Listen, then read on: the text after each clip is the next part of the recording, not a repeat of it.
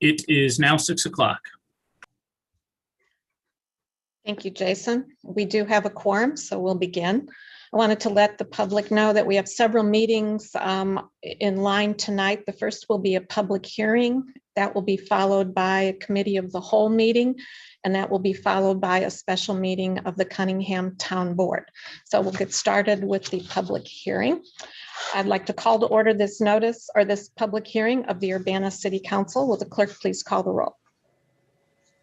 Ms. Wu. Here. Mr. Sachs. Here. Ms. Hersey. Mr. Brown. Here. Mr. Roberts. Mr. Colebrook. Here. Mr. Miller. Mayor Marlin. Here. Thank you. The purpose of this public hearing is to provide an opportunity for the public to provide input and comments regarding the proposed City of Urbana and Urbana Home Consortium Annual Action Plan for fiscal year 2021-22. Notice of this public hearing was faxed or emailed to the media, emailed to various social service agencies and citizens, and placed on the City of Urbana's website on March 30th, 2021. I now declare this public hearing open. If anyone desires to express their views regarding needs and priorities for the fiscal year 2021-22 Annual Action Plan, please raise your hand and you'll be recognized. Your written comments are also welcome, and please state your name for the record. So does anyone wish to make comments on the Urbana Home Consortium Annual Action Plan?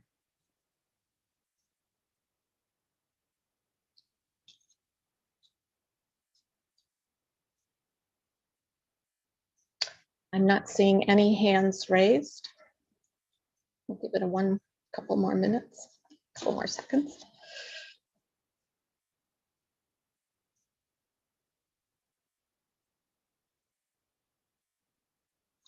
Okay, well, thank you. Seeing that there are no comments, I'll declare the public hearing closed. And with no further business before this hearing, it is adjourned. And we'll transfer immediately to Mary Alice Wu, who will chair the committee of the whole. Thank you. All right. Good evening. Would the clerk please call the roll? Ms. Wu. Here. Mr. Sachs. Here. Ms. Hersey. Mr. Brown. Here. Mr. Roberts. Mr. Colebrook. Here. Mr. Miller. Here. Mayor Marlin. Present. All right. The first item on the agenda is approval of the minutes of previous meetings for March 1st, 2021 and March 15th, 2021. Can I have a motion? Make a motion to approve those minutes. I'll second it. All right, moved by Jared and seconded by Bill Colebrook, I believe. Are there any corrections? All right. I can't see everybody, so please speak up if you have something. All right, would the clerk please call the roll? Ms. Wu. Yes. Mr. Sachs. Yes. Mr. Brown. Yes. Mr. Colebrook. Yes.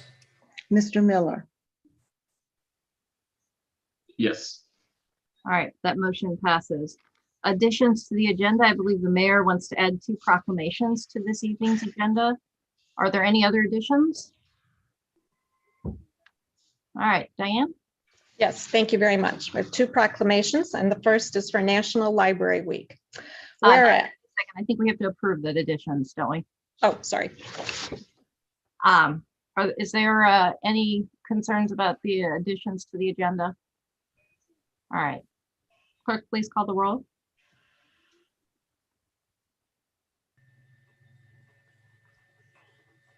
Ms. Wu. Yes. Mr. Sachs. Yes. Mr. Brown. Yes. Mr. Colebrook. Yes. Mr. Miller. Yes.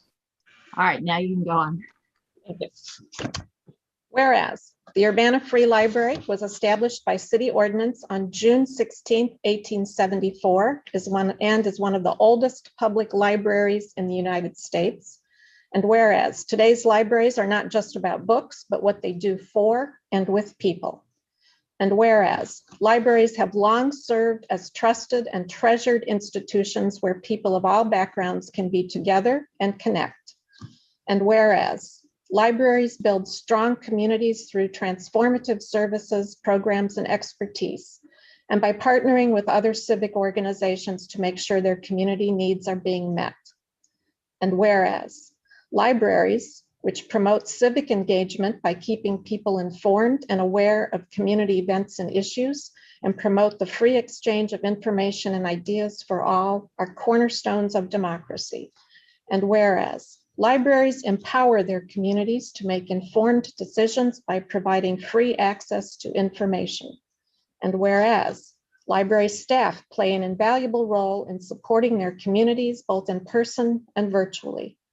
And whereas the Urbana Free and wonderful library has been a most endearing anchor in downtown Urbana, helping engage, strengthen, and revitalize the community, promoting literacy, providing access to a full range of resources, and is cherished by its residents today and will be for many years to come. Now, therefore, I, Diane Wolf Marlin, Mayor of the City of Urbana, do hereby proclaim April 4th through 10th, 2021 as National Library Week, and April 6th, 2021 as National Library Workers' Day in the city of Urbana, Illinois. So stop by the library tomorrow and say thank you to the wonderful staff of the Urbana Free Library. The next proclamation is in honor of National Community Development Week. Whereas the U.S. Department of Housing and Urban Development implemented the Community Development Block Grant Program in 1974, more commonly known as CDBG, for the purpose of providing local government with the financial resources to assist low and moderate income persons. And whereas the City of Urbana has utilized nonprofit and neighborhood-based organizations to address neighborhood and human needs. And whereas the CDBG program has made significant impact on our community through the creation of skill training programs, new home construction, housing rehabilitation, street and sidewalk improvements, social service programs, senior and homeless services. And whereas the City of Urbana has clearly demonstrated the capacity to administer the CDBG program to identify, prioritize, and resolve pressing local problems. And whereas the CDBG program is celebrating its 45th anniversary, during which the City of Urbana has received more than $7,800,000 in CDBG funds and an additional $23,900,000 in home funds. Now, therefore, I, Diane Wolf Marlin, Mayor of the City of Urbana, do hereby proclaim the week of April 5th through 9th, 2021 as National Community Development Week in the City of Urbana, and encourage all citizens to join and recognize the U.S. Department of Housing and Urban Development and the Community Development Block Grant Program. Thank you. Thank you very much. All right, so we have next on the agenda a closed session to consider pending or imminent litigation pursuant to 5 ILCS 122C11. I have a motion to go into closed session. I will make a motion to go into closed session.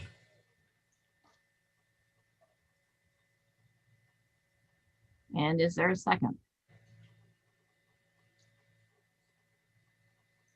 I'll second. All right, moved by Bill Colbrook and seconded by Bill Brown. Is there any discussion? All right, will the clerk please call the roll? Ms. Wu, Yes. Mr. Sachs, Yes. Mr. Brown, Yes. Mr. Colebrook, Yes. Mr. Miller, Yes. Mayor Marlin. Yes. All right, with that, for the public, we will be going into closed session and we'll return at the end and reopen the meeting. So So we are all supposed to leave now.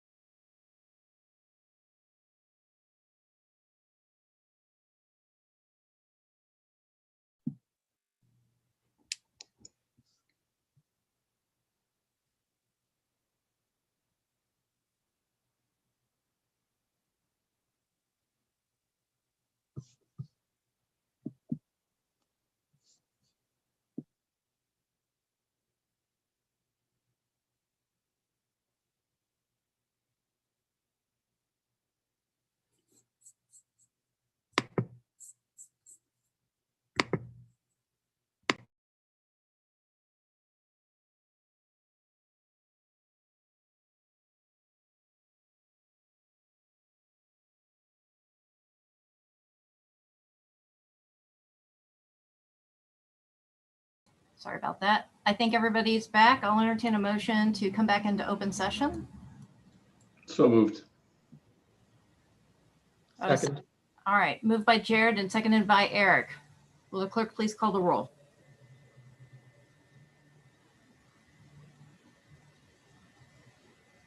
Ms. Wu, Yes. Mr. Sachs, Yes. Mr. Brown, Yes. Mr. Colebrook, Yes. Mr. Miller, Yes. Mayor Marlin.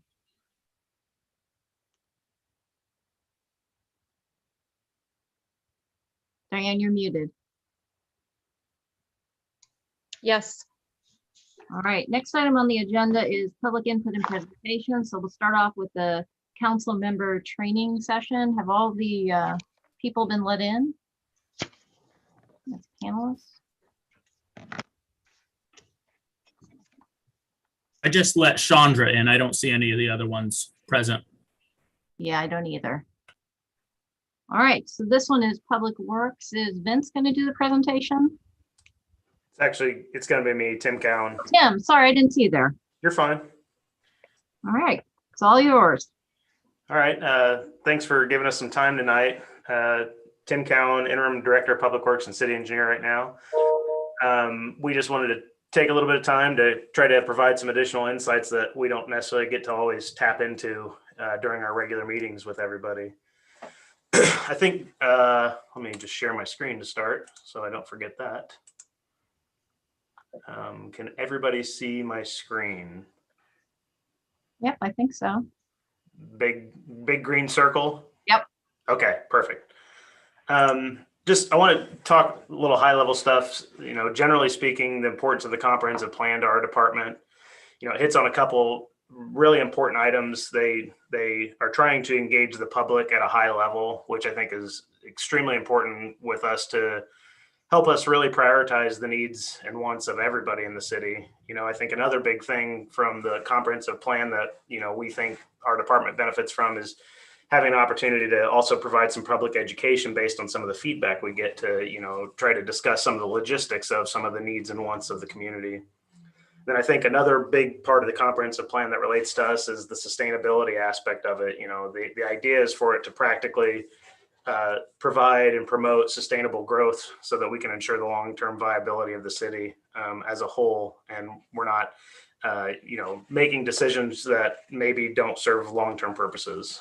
I think another thing just to hit on before we jump into kind of the who, what, and why stuff is some of the normal things that we're going to bring to council. We're going to bring state motor fuel tax resolutions for expenditures because they're allocated by the state, and both the council and the state have to sign off on our use of those things. Code and ordinance modifications. So if we have recommended changes to our codes or ordinance, we're going to bring those to all of you to review. Annual 5-year capital improvement plan. We do a lot of work on that, developing that based on needs and financial capabilities, fee and rate modifications, a number of different agreements, including licensing agreements, franchise agreements, intergovernmental agreements, municipal electric aggregation agreements, long-term power purchase agreements for renewable energy. We also bring things like the Equipment Services Fund, which is an interdepartmental transfer from all departments to support fleet maintenance that takes place here in Public Works. We'll also be part of budget amendments, as needed. And then again, another one kind of on the outlier is grant acceptances. So if and when we are able to obtain grants to help, close the gap on some of our funding constraints, we have to bring those to you guys to review and approve because most of those things come with conditions. I think we'll just jump into it now. Some of the background on Public Works. Funding is kind of a good place to start, just to kind of give you a scope as to everything that pours into our department. We have general fund that supports our operating costs. We've got capital replacement and improvement funds, which kind of closes the gap on some of our capital improvement projects that maybe are underfunded or have lack of dedicated funds for. We have the stormwater utility fee, just for stormwater management purposes, the local and state motor fuel taxes, which generally go towards transportation improvements, sanitary sewer benefit tax typically is going to be paying towards our sanitary sewer operations, maintenance, and capital improvements. We've got the Landscape and Recycling Center Fund, the Home Recycling Fund, Champaign-Urbana Solid Waste Disposal System Fund, which is probably one that maybe is not discussed a lot, but right now we are in a partnership with Champaign and the U of I to manage the existing landfill facility that we all took part in back in the day. There are still kind of some ongoing costs, but it's not operated anymore. Motor Vehicle Parking System Fund for all of the parking throughout town to help us supervise and control that. Equipment Services Fund is, again, the fleet management for all the vehicles and equipment throughout the city. And then miscellaneous grants that pour into our department to help facilitate extra things. Along with funding, another big thing to hit on is, we're governed by a lot of different local, state, federal codes, statutes, acts, regulations. So a lot of times this helps steer where our recommendations and decisions go. Our locally, like our code of ordinances, the zoning ordinances, a lot of those things are going to kind of mandate the way certain ways. It tries to get us in the ballpark for 90% of what we're doing between that and then the state statutes from IDOT, IEPA, Illinois Department of Conservation, a number of others. And then even from the federal level, there are additional things like the American with Disabilities Act, Federal Clean Water Act, and others. So a lot of these things govern our decision-making and recommendations from our department. Who we are. So Public Works as a whole is kind of split into 4 divisions, including administrative services, operations, engineering, environmental sustainability, and resilience. Our team is comprised of 62 people, 60 of which are full-time, 2 are part-time, the bulk of which are here in our operations division. And this is a slew of people with various skills to help, really try to help facilitate decision-making here. Some of our in-house expertise include, engineers, land surveyors, construction managers, licensed electricians, certified arborists, certified mechanics, equipment operators, maintenance workers, notaries of public, and a number of other ones here that I don't want to overwhelm you with, but this will be something when we're done with this, we'll provide this and publish this so that it's something you can refer back to. If you have a question, you're like, hey, do they do that? Do they have somebody that would be a good fit to answer this question for me? Certainly refer back to this presentation. I don't want to just bore you with words either, but I do want to give you kind of a brief overview of some of the things that we do and some of our qualifications. I'd like at some point, it'd be nice, if we could act as kind of your qualified expert. So when you guys have a problem and you're trying to make a big decision on something, if something off this list is something you have a question you think we can answer, we certainly encourage you to reach out to us and ask it so that we can try to help give some background on it. In addition to the skills we have, we continue to hone those through professional development with a number of organizations. The American Public Works Association, the IPWMAN, which is the Illinois Public Works Mutual Aid Network, Illinois Public Service Institute, Illinois Society of Professional Engineers, a number of other ones. And these all provide opportunities for us to kind of idea share with other entities, other municipal entities that are kind of going through the same trials and tribulations that we have to, share good ideas and dump bad ones, to just continue to further and improve our skill sets. We also have a lot of interdepartmental cooperation just within the city between Public Works and then all of the other departments. Some of the big ones that are kind of department-wide or citywide, I'll say, the development review team is kind of like the concept level review opportunity for people to ask questions and get insights from departments on what are and are not, either codes or require variances or need additional input or require council insights and approvals. Fleet management is something that's citywide as well, facilities maintenance as well. We out of Public Works kind of maintain all of the facilities here. We've also, we work with executive and legal on the capital improvement plan and a lot of the various agreements that we we have to issue for either public use of public right-of-way space, intergovernmental agreements, other items. The clerk's office, we work with pretty commonly regarding Freedom of Information Act responses and Open Meeting Acts notifications to make sure that we're on the up and up with all of that stuff.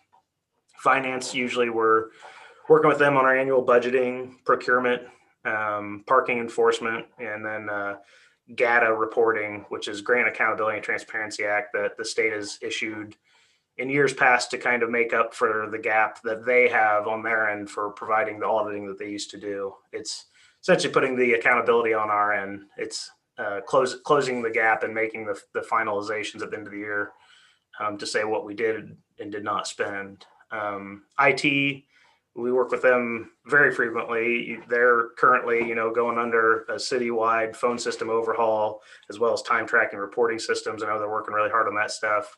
They help us out with a number of other software and hardware items here in Public Works. And, they help us also kind of with our asset management system, Lucidity, and then GIS as well. Community development, we work with them pretty frequently with the permitting compliance coordination for development and construction that is kind of interrelated between both departments. We work with them on special event coordination. We help try to give some insights on the comprehensive plan. And then we kind of work share grant application management. A lot of times they kind of, we may have ideas and they help us kind of steer that ship to make sure that, everything, all the T's are getting crossed and I's are getting dotted on that kind of stuff.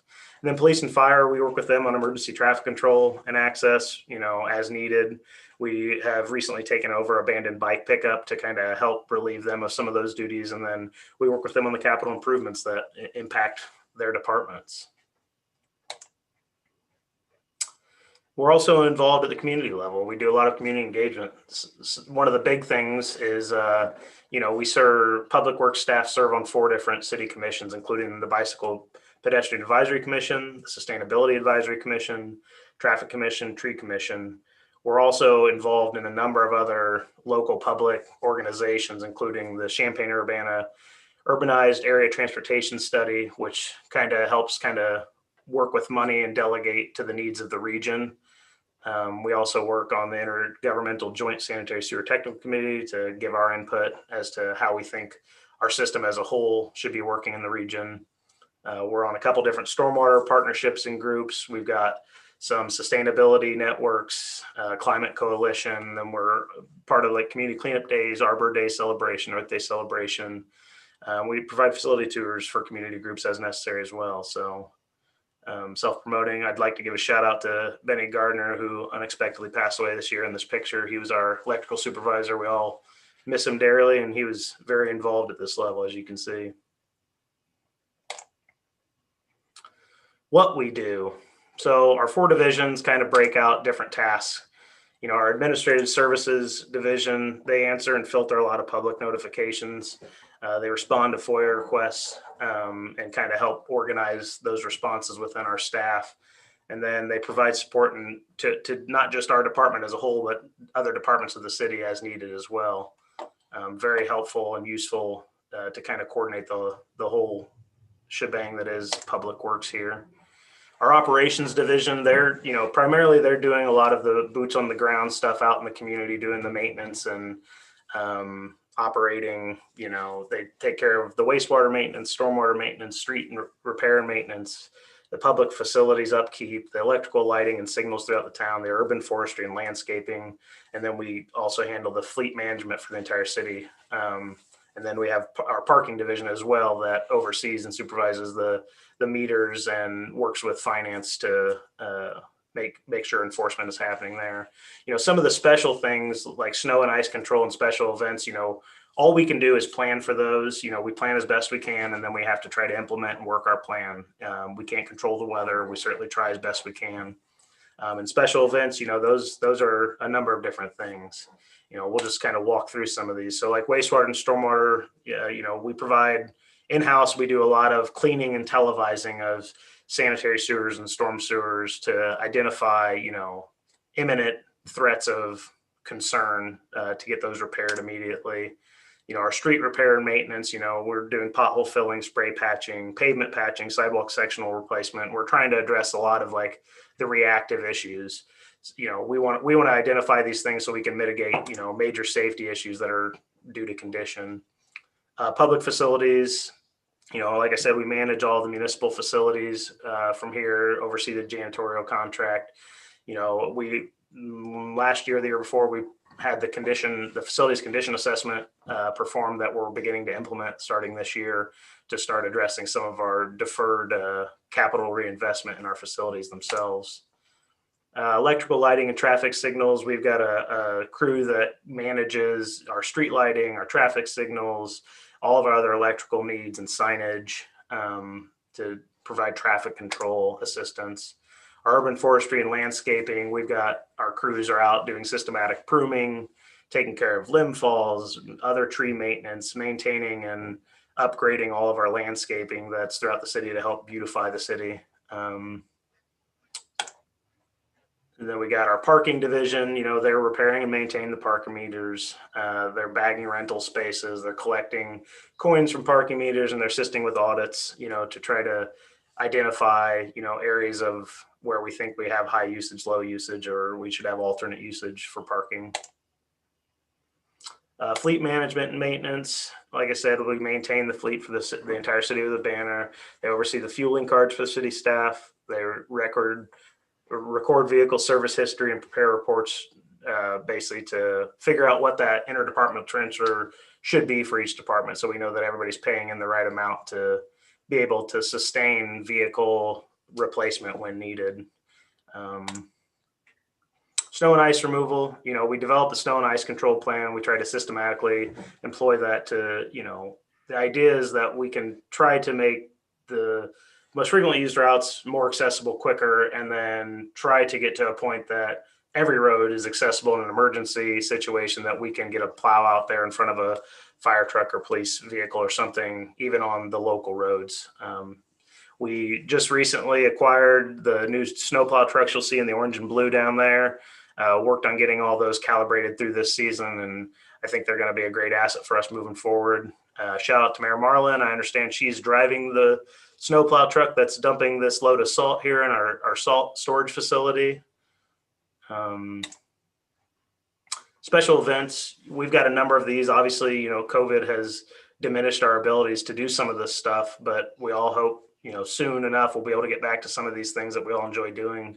Some of the big notable ones, the Illinois Marathon, the Sweet Corn Festival, Candlestick Lane, First Fridays, and then a number of parades and other festivals that happen throughout the city.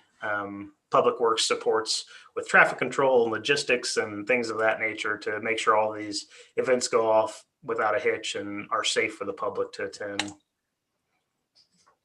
Our engineering services, we design and manage a lot of capital improvement projects, as well as recurring maintenance and rehabilitation programs, where we work hand in hand with our operations staff to maybe develop systematic plans so that we're getting more bang for our buck on our recurring maintenance and rehabilitation programs. We do construction management, a lot of environmental compliance and permitting out of this department. We do development plan review and professional land surveying, which is very helpful. The professional land surveying is helpful across a number of city categories, and land acquisition, easement acquisition, boundary surveys, things that are helpful to identify discrepancies in property bounds that impact the city itself. And then out of the engineering division, they manage a lot of the GIS information regarding our utilities that we operate and maintain. And our fourth division, environmental sustainability and resiliency, we've got 4 divisions, subdivisions, I'll say, out of this. So recycling has been around in Urbana for much longer than it's been in a lot of other communities. We now are able to offer curbside recycling, multifamily recycling. We have a couple of different special events throughout the year to take special waste and electronics. We're good stewards to the community and the region as a whole in promoting, recycling as an alternative. Energy and climate's another big one that it started, we're kind of running it out of Urbana, but it's become more regional. I think this is across multiple counties where we're offering a system for bulk solar and bulk geothermal purchases to encourage renewable energy uses to the public and private entities out there. We also try to get involved with education and promotion of using these type of renewable energies. Nature and urban biodiversity, we've got natural lawn care transition program. We have native planting support, monarch and pollinator planting support, the landscape recycling center support. We promote green infrastructure, urban forestry, and community gardens. Continuity and resilience. This is a good one that we've kind of started to spearhead a little bit more in light of COVID, is trying to identify a way to make sure that the government itself the operations are continuous. So if we have natural disasters, worldwide pandemics, things like that, identifying weak points that we can address with that. We also are looking at bigger picture things like distribution of energy generation, stormwater master planning to kind of incorporate a lot of resilient features, and then supporting the comprehensive plan from that position as well. Hours of operation, standards Monday through Friday. The hours kind of vary based on summer versus winter. Landscape recycling center is the same. We do have emergency on-call after hours things for like sewer backups, debris removal, street flooding, things of that nature. I think, one of the big things to hit on here is the why the people that work here in the Public Works Department do what they do. Some of the most common reasons we got from talking to a few people were, community, problem solving, teamwork, a variety of work, sustainability, public service, making a difference.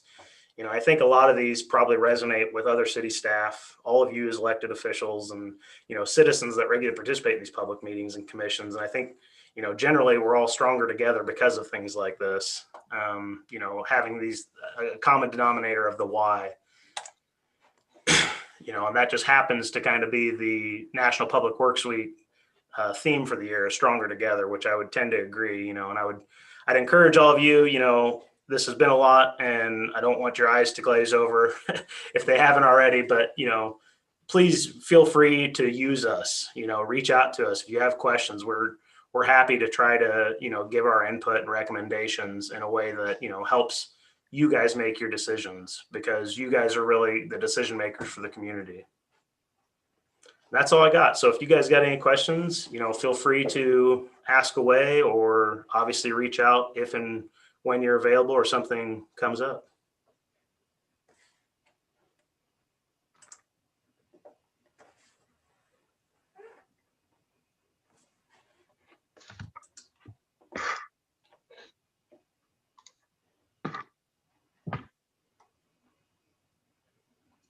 All right, I was muted. Eric, do you have a question?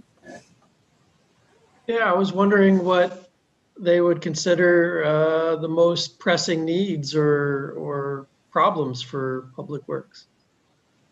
I would say holistically, the biggest challenge we have is the amount of infrastructure we have to maintain and keep up. It's overwhelming when you look at it, which is why going back to comprehensive plan is important, because a lot of times cities grow in a fashion that make it harder to sustain. So by us, for example, if someone said, hey, do you guys want to annex this subdivision in with this roadway and things, looking at it and understanding that the roadway itself, transportation funds are really tied to motor fuel tax funds. And those are limited base, we're not, by taking that over, it's not necessarily providing us the finances to really operate and maintain it well. So we have to be considerate of what we're taking over. We also don't want to take it. There's a duty from us from a standpoint of, we need to support citizens as a whole, and individually. But at the same point, we don't want to necessarily take on problems that we didn't create. And we don't want to take on problems that then make us compromise the level of service to everybody else. So I think generally speaking, probably our biggest challenge is just the vastness of the public infrastructure that we have to maintain and the limited funds in which we have to do that with. I'm on hold with Middle Grounds. All right. Does anybody else have questions? Bill Brown. Yeah, thanks, Tim. I know I've used your citizens voice input form. I think now it's just called Contact Us on our website to report stuff. And I'm amazed how fast Public Works responds. I've reported like 2 or 3 things on my way to work in the morning, and they'd be fixed on my way home, like a sign knocked down or a sidewalk that was broken and something, or a street light that wasn't working or something. So I'm really impressed with how fast you guys can respond to those kinds of things. I did want to ask a little bit about the stormwater master plan. I'm not sure if we've had an update on that. If we have, it's been at least a year. And it was something I was kind of looking forward to seeing because it's been in the planning stages for 6 years or so. So I was wondering if you could give us just a kind of a status on that and when we might see an update. Yeah, absolutely. So probably 2 or 3 months ago, we did receive what I'll call the pre-final draft from Crawford, Murphy, and Tilley, who is putting that together for us. We've begun to conduct an internal review. What we'd like to do is kind of do an internal staff review of it to hash out anything that we feel like either the consultants missed or there's some things that, objectives that we had outlined for them that it may be that they've done a phenomenal job and there's very limited of that, but we want to get through an internal review, set up a meeting with them to hash things out so that what we can then bring to you as a council is more of like this is kind of the final draft with staff collaboration and this stuff for your guys' consideration. So we're working on that. I think we've got a couple other big things that have kind of trumped that in terms of staff availability and priority to get to that internal review and then coordination with them. But I think probably it's going to make sense for us to target bringing some kind of presentation to council here in the next few months, maybe right after the fiscal year. We'll get through the capital improvement plan and the budget season. And then I think that'll be kind of a good time to start digging into that a little bit. And we'll bring the consultants in and they'll provide a formal presentation for the council with both them and our staff available to answer your guys' questions. And then, that'll kind of be another opportunity from your guys' end to kind of give your input and or checks or balances related to that. And I would envision once we get the staff input put into that, we would probably share what I would call the final draft with you guys ahead of time for review so that we don't just come with a presentation and you guys have to formulate questions on the spot. We want to get it to you ahead of time so that you can formulate questions to, be engaging at that meeting. I appreciate the compliments as well, Bill. I think our administrative services and other divisions try real hard to, get to the citizens' voices as quickly as we can. Yeah, and just to follow up on your development review process, I know sometimes when we've had plan unit developments come before us, people will say, well, it's going to impact the stormwater. There's not enough sewer capacity. It's going to be too much traffic. So whenever there's like a plan unit development or development review process, do you guys have a checklist? Are you on like a routing system where it will definitely come to you and you have a checklist? You check those sort of things because sometimes it's mentioned in the memos and sometimes it's not. Yeah. So, and I'm just getting up to speed a little bit more on that end of it, but yes, we do have a plan development review checklist. Where that falls in line with the PUD, I'm not exactly sure. Usually when we get involved from a public works standpoint is if it's at like a conceptual level, we're talking about it at our development review team meetings. If they've issued a formal submittal for construction, usually that's when we get involved and we're checking things like compliance with our stormwater ordinance, compliance with our subdivision development codes and things of that nature. Okay. And if someone knows better than me, feel free to speak up. But my understanding is like in regards to like a PUD, we're probably not getting involved in major review efforts until it gets to, they're issuing it for construction. And if well, getting a little into the or too detailed, but say something like that was to be approved and then the sewers weren't big enough to handle it, would we just have to make them big enough? Not necessarily. So usually like something like that, we're looking at the people putting those things together need to be looking at that is quite frankly how that should be done is they should look at their development. If they're going to increase the sanitary sewer capacity significantly, they should be looking and asking us for information on those things ahead of time to prepare themselves for it. Because really, from our standpoint, it's hard for us to get involved until we know what they're doing. You know, if they haven't issued something to us for review, like a normal plan development review, you know, we would look at things like if they have to get a sewer permit, you know, we need to ensure that our capacity is available. We need to ensure, same with like the stormwater stuff, you know, the stormwater code, you know, we probably owe it some consideration for review. But, you know, generally it's trying to limit downstream effects. That's not to say that we might not ever already have some capacity issues out there in our systems without, you know, we've kind of started to go down the road of identify capacity with the stormwater management plan. We've done some stormwater modeling. You know, in a perfect world, in my opinion, you know, if we had a good model of our system that we could actually analyze it for capacity, which, you know, right now, a lot of what we do from the level of information that most municipalities have is theoretical. You know, we're saying if you're not putting more off your property than you were before, that's generally, you're not impacting us negatively. But that's not to say that other developments haven't happened, you know, pre-development codes that have already created capacity concerns. You know, I would like to see us get to a point where we can start developing our stormwater codes based on, you know, known information and capacity compared to theoretical capacities. We're not there yet. It's a ton of data to collect, and we're getting closer, but it's just a lot when we have a system as vast as ours, and you really need all of the information to do a good modeling effort on things. Okay, thanks. Mm-hmm. All right, any other questions for Tim? Eric Sachs?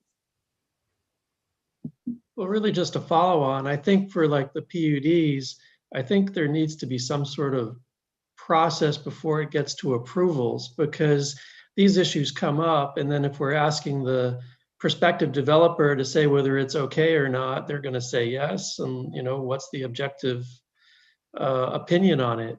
And I think also, you know, we do hear from a lot of members of the community that they see problems with, you know, runoff water and this sort of thing in the neighborhoods. And perhaps we don't have as much information as we need that is objective, but there is the sense from some people that there are problems around the neighborhoods, and that impacts these discussions on PUDs. So we probably need a more active role in it. Yeah, and I think in regards to that, Eric, is, you know, the PUD has to come for your guys' review. They're still going to be subject to meeting our construction and code requirements. So if they aren't able to either detain the amount of stormwater they need to on site to prevent creating new detrimental effects from runoff or downstream facilities, you know, that's going to be theirs to solve. And if we say, hey, you know, you guys either have to forfeit a building because you have to do detention, or you guys have to provide X amount of underground detention to fit this site, you know, that's theirs to figure out. You know, if the council, you know, generally approves the PUD, they still have a number of other hoops they have to jump through before they're going to construction. All right, if there are no other questions this evening, thank you so much for coming today. And Tim, you said that you would make that presentation available to everyone, to city council members. And yes, we will. And we'll I'll work with our staff and we'll get it published online, and then we'll make sure it gets pushed out to all of you council members as well. great, thank you very much. Yep. Thanks, everyone. All right, next item on the agenda is public input. I'll give members of the public an opportunity to raise their hand for a few seconds before we start that process.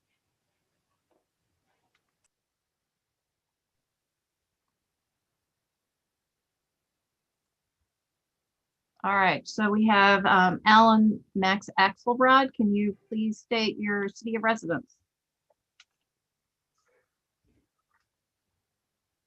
Yes, Alan Max Axelrod, City of Urbana. Can you hear me, and can you put the clock up, please? We can hear you, and they are getting ready to put the clock up. Thank you so much.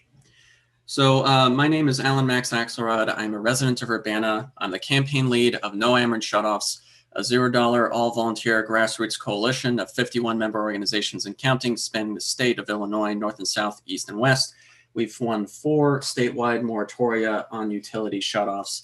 I'm here today to speak in support of Resolution 2021-04-17R. Forgive me, I missed the dashes. But before I get into more details, I want to say this past Thursday, we had 17 speakers at the Illinois Commerce Commission. And the week before that, we had 14 speakers at the Illinois Commerce Commission. You're only allowed 1 speaker per organization there. I didn't ask anybody to show up here today. So if they're here because they just care about this issue. They are not here because I asked them. I want to provide what this council has expressed is their optimal conditions for consideration, not under duress of the policy set before you. Last time that a similar resolution came before this body, you unanimously approved it. You also, on November 13th, were signatories to an open letter. Specifically, those named were Bill Brown, Jared Miller, Sharice Hersey, Dennis Roberts, Julie Lout, Diane Marlin.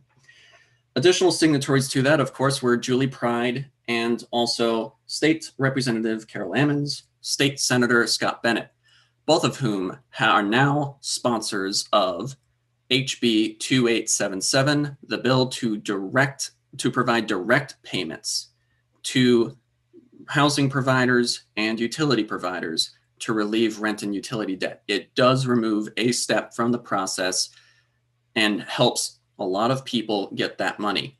And for those who do not want direct payments, they have the right to refuse, and there is then an application process for dispersing those funds. So this is a really important resolution because it ties on both the fact that this is still a pandemic safety risk, that this legislation will help one side of the equation. Yes, we have money, but the problem is getting that money into people's hands.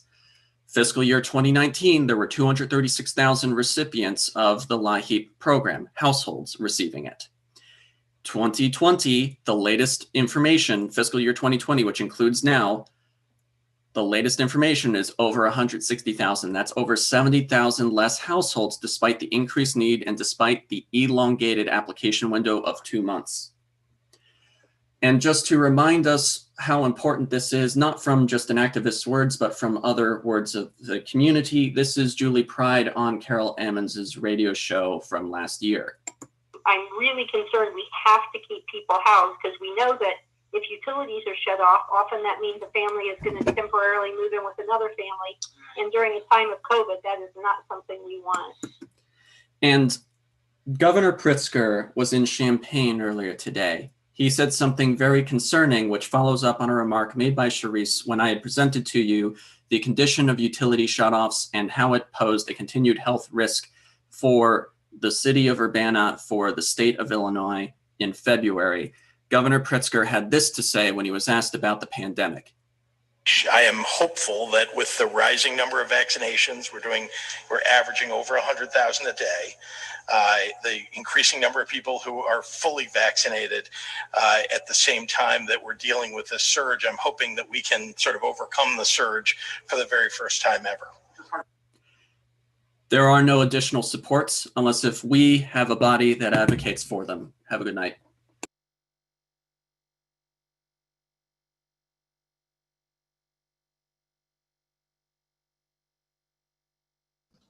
You're muted, Mary Alice. Thank you. The next person we have up is Tracy Chong. Can you please state your city of residence? Hi, I'm Tracy Chong from Urbana. I'm going to comment tonight on the Illinois Public Access Councilor's determination that City Council has violated the Illinois Open Meetings Act. First, what have we learned from the whole OMA incident where Mayor Marlin started muting speakers based on her new public input rules and then proposed the changes to the ordinance, which was then approved by council?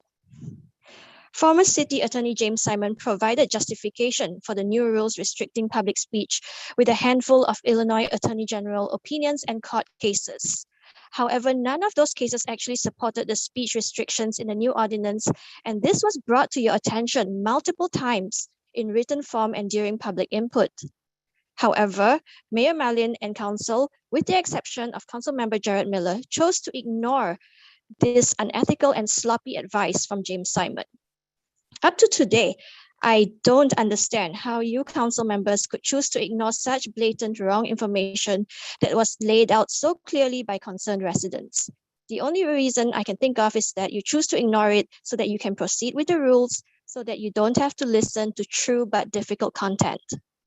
What has this brought you? A lawsuit that will waste even more taxpayers' money? Hours of man-hours by the PAC performing the reviews, and residents who had to file requests for reviews and defend themselves and their case before the PAC. Meanwhile, after all that misconduct, there's no repercussion to James Simon's unethical actions. He gets to retire gracefully and go work with another city. What has the city of Urbana learned from this? Are we going to have a meaningful discussion on how we could veer so far off course the city's mission and ethics? How do we ensure this does not ever happen again? I don't think just changing the ordinance solves the issue. Urbana's new attorney, James Wessner, was just appointed by Mayor Marlin, and his hands are not clean in this case. In defending the city's misconduct, he accused a resident of having a long history of abusive, harassing, and defamatory comments, which was refuted by PAC. So just a heads up, this is the attitude your new city attorney has.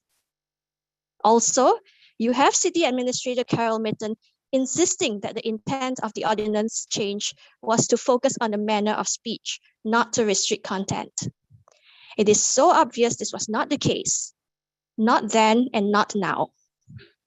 Even more disturbing was that after the PAC determined that council had violated OMA, Carol Mitten initially published an unredacted copy of the PAC opinion with the complainant's home address and email for everyone to see. How hypocritical is this? When you guys, the city attorney, have been so strict about redacting personal information when providing for your documents. This really looks like retaliation and a warning against anyone who dares ask the PAC for a review or questions the city's actions. I think this is a frightening road to go down, and I hope that each of you actually speaks up, let us know, and address all these issues that I brought up tonight. Thank you.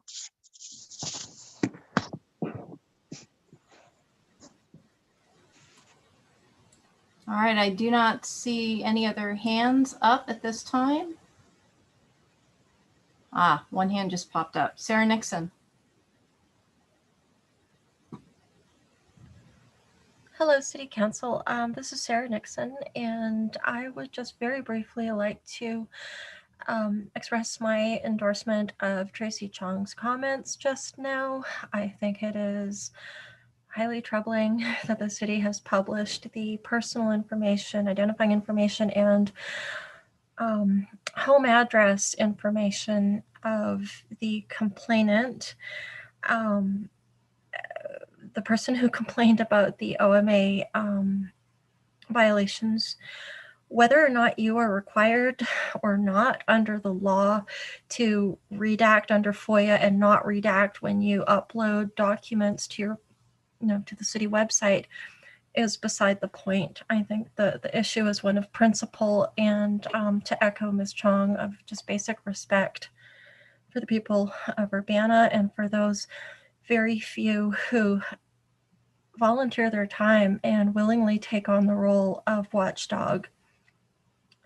And I'd like to remind you all that these watchdogs, and I may perhaps be among, maybe you might count me as one as well, we represent a very substantial number of other people who, for one reason or another, are not able to engage systematically with the city council and city administration process, and or not able to attend public meetings, and or not able, for whatever reason, to offer public comment We are not a fringe element. We do represent a very substantial minority, if not majority, of Urbana residents who simply want to see good government, sensible government, and government that is respectful of its constituents. Thank you. And I saw another hand come up when Sarah's hand came up. Grace Wilkin. Can you please state your city of residence? I should have asked that of Sarah. Hello, can you hear me? Yes. Thank you. My name is Grace Wilkin. I'm a resident in Urbana, Ward 6. And I just wanted to chime in briefly tonight and echo some of the previous speakers. And just a reminder that, you know, the city organizational power structure, that the people of Urbana are supposedly at this top of the power structure that everyone else employed or serving the city is seeking to serve. So please keep that in mind when listening to public comment. And also when considering the public input rules on the agenda tonight, remember that the public input is valuable and essential, and I don't think you can adequately serve the people of Urbana without giving them an adequate platform to express their concerns, ideas, needs, or whatever else it might be that they would like to share. I also wanted to speak in support of the last resolution tonight, item 11, on utility disconnection moratorium, and acknowledging that utility shutoffs in the pandemic are a public safety risk. And that's all for tonight. Thank you. Thank you. All right, Emily Close, can you please state your city or residence? Yes, good evening, Mayor Marlin and Council. My name is Emily Close. I live in Champaign. Tonight, I'm addressing agenda item number 10. On October 12, 2020, fewer than 6 months ago, the Urbana City Council voted to place restrictions on the speech of citizens who wished to verbally address the council in real time via Zoom or telephone call.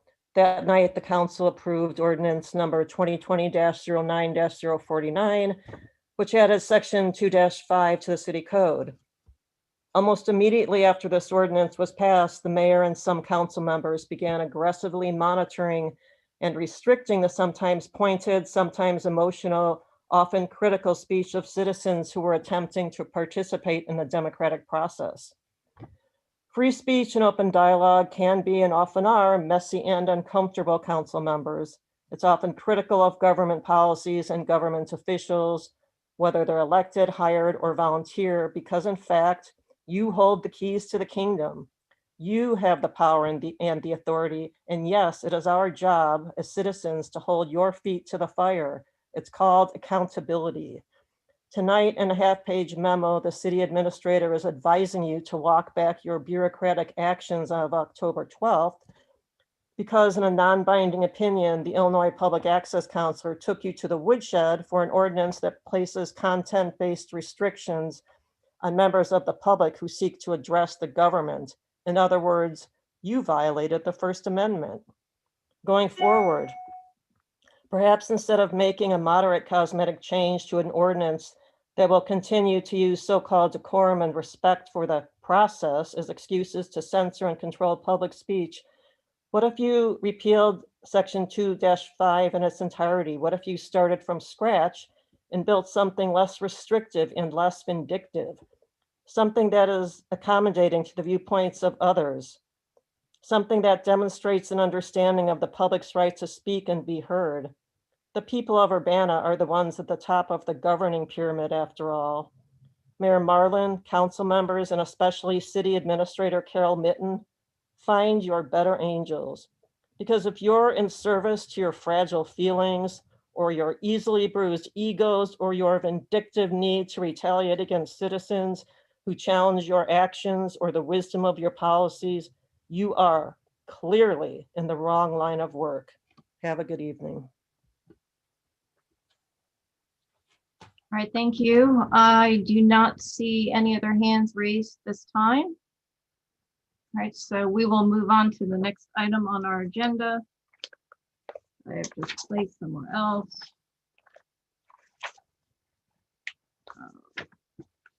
There we go. All right, the next item on the agenda is staff report. Do we have any staff reports this evening, Carol? I have one announcement that I wanted to make, which we've announced this a couple different times, but tomorrow night is the night of the Sustainability Advisory Commission meeting, where the primary agenda item will be a question and answer, a discussion where the SAC is convening the community with representatives from the Illinois EPA and Emulsicoat and its parent company. We've been in contact with IEPA folks and with Emulsicoat, and I think there's going to be a lot of people available to answer questions. So I just encourage people, it's going to be on Zoom tomorrow night at 7 p.m. There are documents that are included on the SAC website that with the meeting notification. So everything we've collected up to this point. And I would just encourage anybody who's interested to check out that information and attend tomorrow night. All right, thank you. Other staff reports this evening? All right, the first resolution up is resolution number 2021-04-015R, resolution approving the transfer of volume cap in connection with private activity bonds issues for single family mortgage revenue bonds and related matters. So this is community development. Is Lori going to do this one? Sheila, actually. Oh, Sheila, Yeah. sorry. I didn't see it there. That's okay. Mary Alice, I'd like to combine the two. The second resolution is on the same topic. All right, let me just read that for the record. So the second one is resolution number 2021-04-016R, resolution approving the transfer of volume cap in connection with private activity bond issues, single family mortgage revenue bonds and related matters. That's the second one. So this one is the IHDA series, and the previous one is the assist programs. That's correct. All yours. So a private activity bond is a tax-exempt bond issued by local or state government for financing projects owned or operated by a private user. The allocation that comes from the city of Urbana is determined every year through the state of Illinois.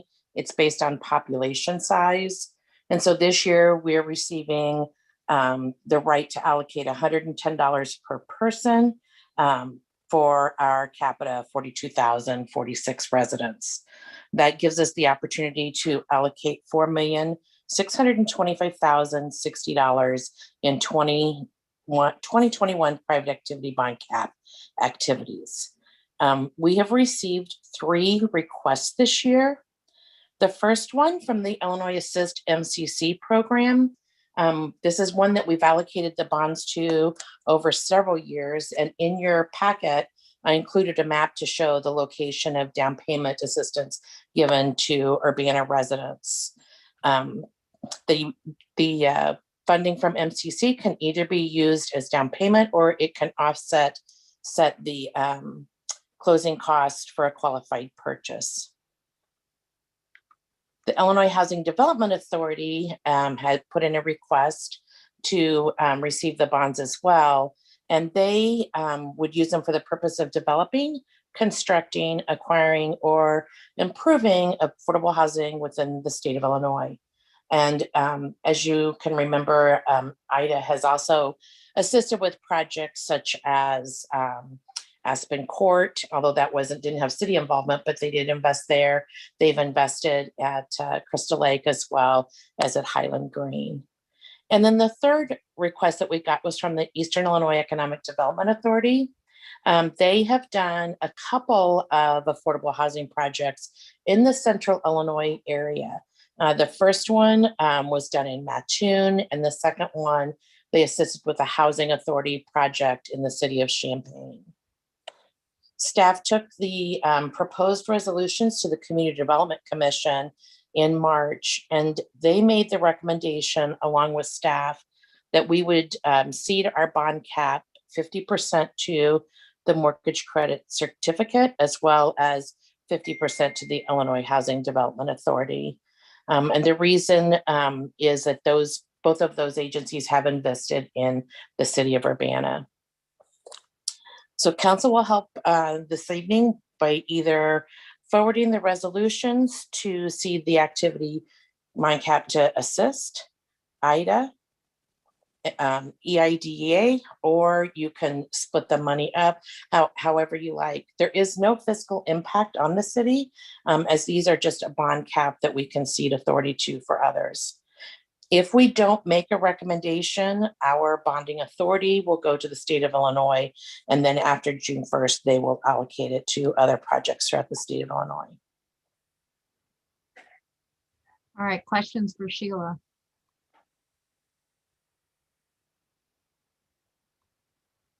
Jared? Didn't have a question, but I was going to make a motion. All right. I'll move resolution number 2021-04-015R. Resolution approving the transfer of volume cap in connection with private activity bond issues for single family mortgage revenue bonds and related matters. This is the private bond cap allocation for assist programs for series 2021. Be sent to full council with recommendation for approval. And I would also offer that to be on a consent agenda. I'll second it. All right, moved by Jared and seconded by Bill. Is there any discussion? Dennis? Yeah, it's always a very good thing for us if we're not using the monies that are available to us to share those with people and projects that have a great use for them. So rather than have them dispersed back to the state, it's always really good to partner with other organizations. And so I support this, which will allow 2 different organizations to use the funding and improve housing in the community. That's all. Other council members? Sheila, I did have a point of clarification. These funds are not available to the city to use for our own building projects. That was always my understanding of these projects. Is that correct? That's correct. It's not funds. It's the authority for them to buy bonds to be able to do private development. So Crystal View used the bonding authority. IDA did to help build Crystal View. And I don't understand all of the IRS implications, but it is not cash that comes to the city. Okay, thank you. All right, if there's no other discussion, will the clerk please call the roll? Ms. Wu? Yes. Mr. Sachs? Yes. Mr. Brown? Yes. Mr. Roberts? Yes. Mr. Colebrook? Yes. Mr. Miller? Yes. All right, that moves on to the consent agenda at the next city council meeting. Do I have a motion for the second resolution? Yeah, I'll go ahead and do that. All right, go for it. Resolution number 2021-04-016R. I move that this resolution, which is the same one, but for the IHDA for private bond cap, be sent to full council with recommendation for approval and to be on the consent agenda. I will second. All right, moved by Jared and seconded by Bill Colebrook. Any discussion? Will the clerk please call the roll? Ms. Wu? Yes. Mr. Sachs? Yes. Mr. Brown? Yes. Mr. Roberts? Yes. Mr. Colebrook? Yes. Mr. Miller? Yes. All right, that moves forward as well. Thank you very much, Sheila. All right, the next one is ordinance number 2021-04013, an ordinance approving a special use permit for 121 Goose Alley, plan case number 2416 SU 21 Norman Baxley, Montessori School of Champaign-Urbana. I'm going to assume Marcus is giving a presentation on that. Yes, I am. Thank you very much, Council. I am going to close my audio to make myself a little more stable and share my screen. Can you all see that? Okay. Yep, we can see it. Okay. Thank you. Montessori School of Champaign-Urbana, represented by Monica Huang, who is here tonight as head of school, requests a special use permit to operate a school at 121 Goose Alley in the B4 Central Business Zoning District. This property is owned by Baxley Media, represented by Norman Baxley, who is also here tonight, who applied for and supports the request. It's March 18th, meeting, the Plan Commission voted unanimously to forward the City Council with a recommendation to approve the request with conditions, and staff concurs with this recommendation. Montessori School of Champaign-Urbana is owned by the Montessori Society of Champaign-Urbana, which is a not-for-profit corporation comprised of the parents of the children enrolled in the school. After many years of small and sometimes multiple sites, the society purchased the school's current location off Burwash Avenue in Savoy. Programs at this site are directed towards children from kindergarten through secondary school age, extended day programs, and childcare. The property is located at the intersection on the north side of Main Street between Race Street and Broadway Avenue.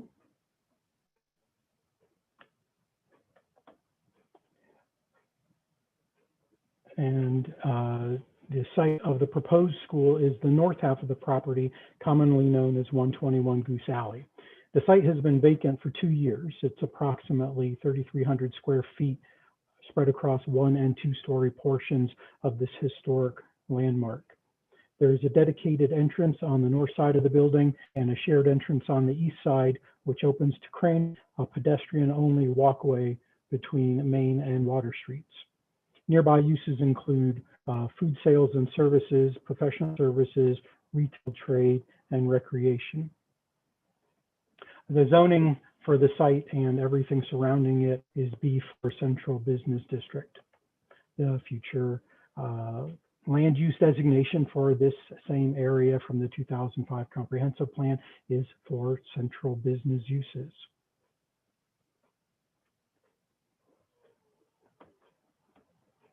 The proposed use is that the school would assign the oldest students there from 10 to 14-year-old to the new location in downtown Urbana with 2 main benefits. First, being down opens up new experiential opportunities that are better appreciated by these older students. And second, it would free up capacity for younger students at the current facility, which is better equipped for their need for outdoor play. The proposed school would use the existing layout of the space, and no renovations are currently planned. The current open floor plan layout is well suited for the Montessori style of education. There are bathrooms, a kitchen, a dining area, and the school is planning to sign a 3-year lease with the applicant owner. Staff received 1 comment to the required mailing to nearby landowners or signs posted on the property. Staff informed this caller that though state law requires 100 feet between any existing school and a new video gaming terminal license, a school can choose to move next to an existing gaming terminal gaming hall. New gaming hall licenses would not be able to be issued near the proposed school because existing gaming terminals downtown are already excluding the addition of any new gaming halls. City also proactively emailed downtown merchants, including liquor licensees, to inform them of the proposed school and solicit comments. Staff received 8 responses, 7 in support and about potential conflicts with gaming licenses. Staff informed 1 inquirer that registered child sex offenders cannot live within 500 feet of school, and that there are currently no registered child sex offenders living within this distance. Most of the other responses strongly supported the school and included offers from downtown merchants of services to the students, such as yoga, art, and classes, as well as multimedia educational resources. This application fulfills the requirements for a special use permit. The proposed school is conducive to the public convenience of this location. The school has stated that this location provides students and their families the opportunity to practice sustainability by taking on the responsibility to get themselves to school due to its location and proximity to transit, restaurants, city activities and experiences, as well as places for hands-on learning. Having 7 bus stops within a 2-block radius encourages families and students to take public transportation to school. Bicycling is feasible as there are dedicated bicycle lanes on Main Street, Broadway Avenue, and Race Street. And the school has agreed to work with the applicant to install bicycle parking loops. Sidewalks in this area are also well maintained and are regulated by the city's snow removal ordinance. Second, the proposed school is designed, located, and would be operated so that it will not unreasonably injurious or detrimental to the B4 district or to the public welfare. The school plans to start with a small number of students and gradually increase enrollment levels. Proposed school hours are from 8 to 3 p.m. Students arrive between 8 and 8:15 and depart between 2:45 and 3. These drop-off and pickup times correspond with the lowest periods of downtown traffic rates. School and city staff have discussed options for handling traffic flow during transition times to minimize conflicts with existing traffic patterns. City staff also researched how the introduction of a use protected from adult uses such as liquor, cannabis, video gaming, and registered sex offenders might affect activities in downtown Urbana's central business district. At this time, 10 students are enrolled for next year's program. The school would like to have up to 28 students by the 2023-2024 school year. The school would also like to limit the duration of the special use permit to this 3-year time frame, allowing both it and the city a trial period to determine if the school is a good fit for this downtown location and to determine if downtown Urbana is a good fit for the school. The B4 Central Business District has no minimum parking requirements, but the school plans to rent 3 parking spaces in the city parking deck. We'll talk a little bit more about that later in the conditions.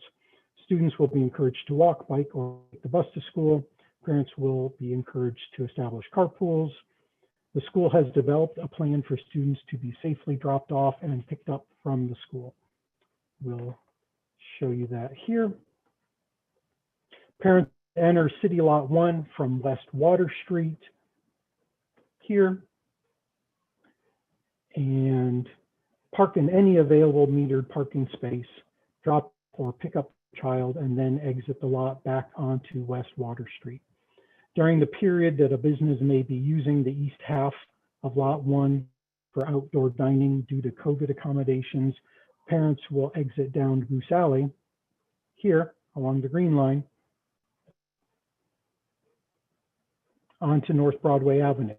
If all parking spaces in City Lot 1 are full, there are additional parking spaces in City Lot 2 east of Bunny's Tavern.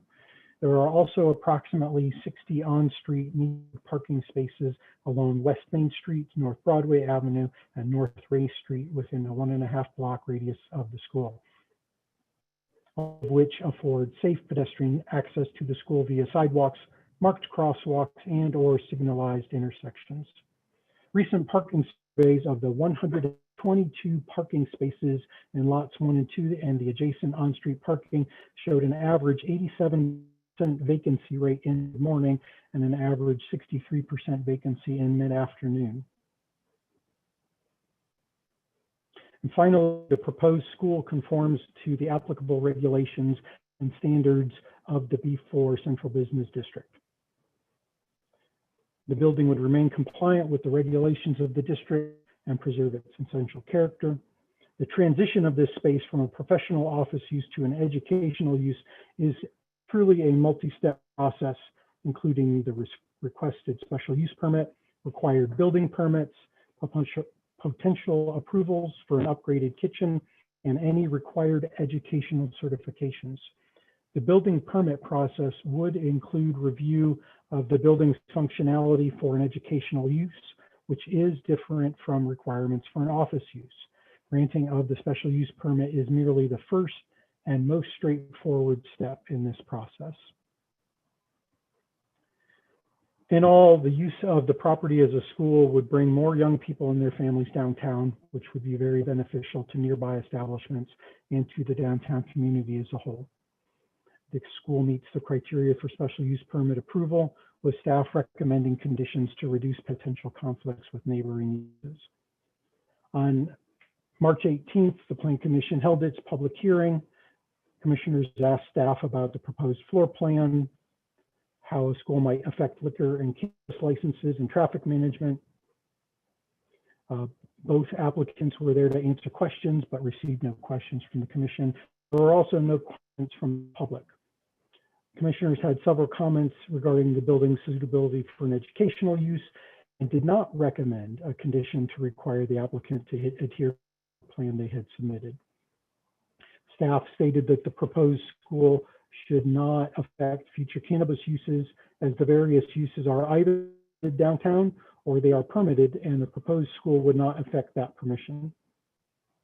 Staff explained that although current state liquor legislation prohibits the issuance of new liquor licenses to retail liquor establishments near a school, the local liquor commissioner could be able to waive this protective buffer if the school waives their right to the buffer. The head of school was notified that such a waiver would be required for the special use permit and has been talking to the board about signing such a waiver.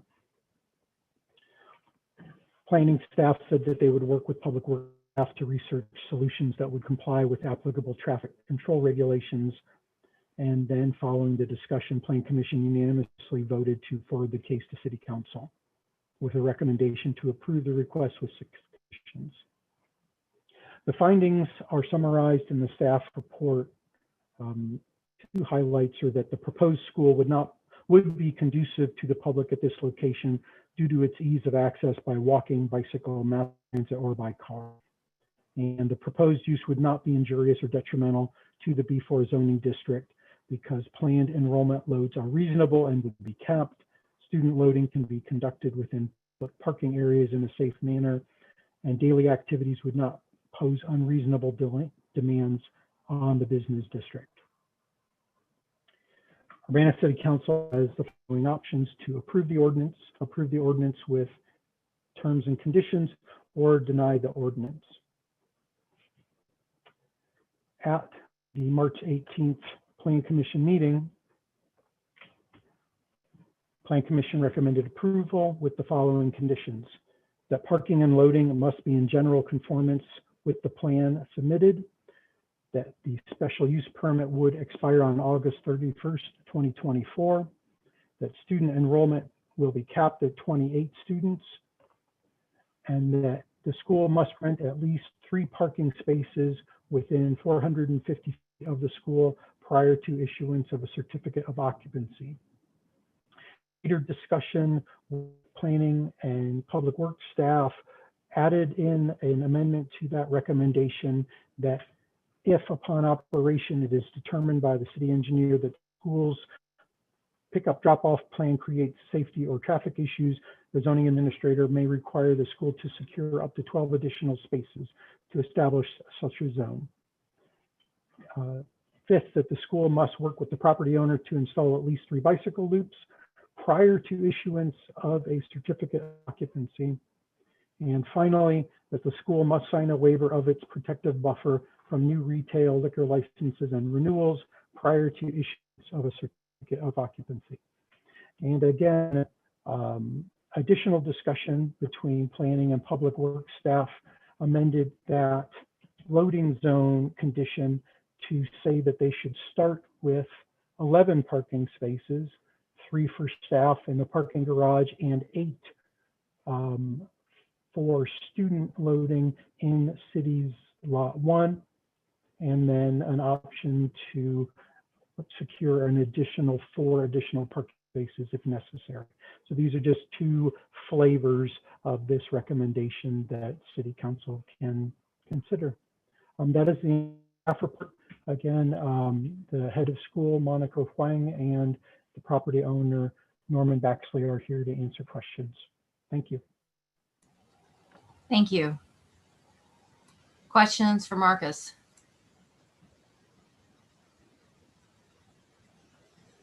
Dennis? Yes. So one of the questions that you mentioned was a plan that had to do with outdoor dining. Should there be outdoor dining in the parking lot set up? Currently, we don't seem to have that. you want to make a comment about what you think the possibility of that is that would limit some of the flow through the parking lot?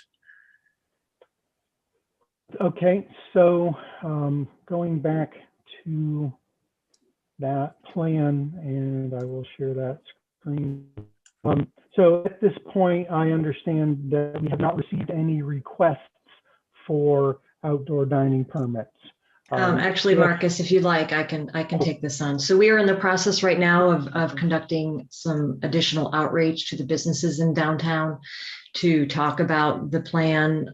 We have received some requests, and so we are looking at the details. So that plan, as shown, was what happened last year, and we're talking about whether or not the same thing should happen this year. So it has not been decided yet, which is why there are many lines on that drawing. So you're taking on account of it, but you don't have anybody who's actually wanted to establish outdoor dining at this time. Yes, we have. Yes. So we're discussing that, the details of that, and then talking to other businesses to just talk about impacts and how to mitigate any of those impacts. Thanks. Mm-hmm. So Dennis, to your question, assuming that the requests are no larger than they were last year, this east lot, half of lot 1, was reserved, as well as the full Bunny's lot 2. Later, Bunny's lot 2 was scaled back to 1/2 of this. So if, best case scenario, everybody wanted as much outdoor dining as they did last year, people would follow the green line and pull into one of these parking spaces, drop off their child. The child would walk safely down the side of the alley. There's a sidewalk portion there. And then the car would exit out Goose Alley. There is a plan, I think, later this year that Goose Alley traffic flow would be converted to one way. That hasn't been confirmed yet, but that is in discussion to improve safety there. If we don't have any outdoor dining permits, and it's probably somewhere in between those two things, then traffic would simply go through along the yellow line and pull through and leave out Water Street. The actual happening will probably be somewhere between those two things. Yeah, I thought I was sort of aware that lot 4, I guess it's the eastern lot, would be likely to be an outdoor dining spot, but I guess I wasn't aware that people were considering the western lot. Okay, thanks. Eric.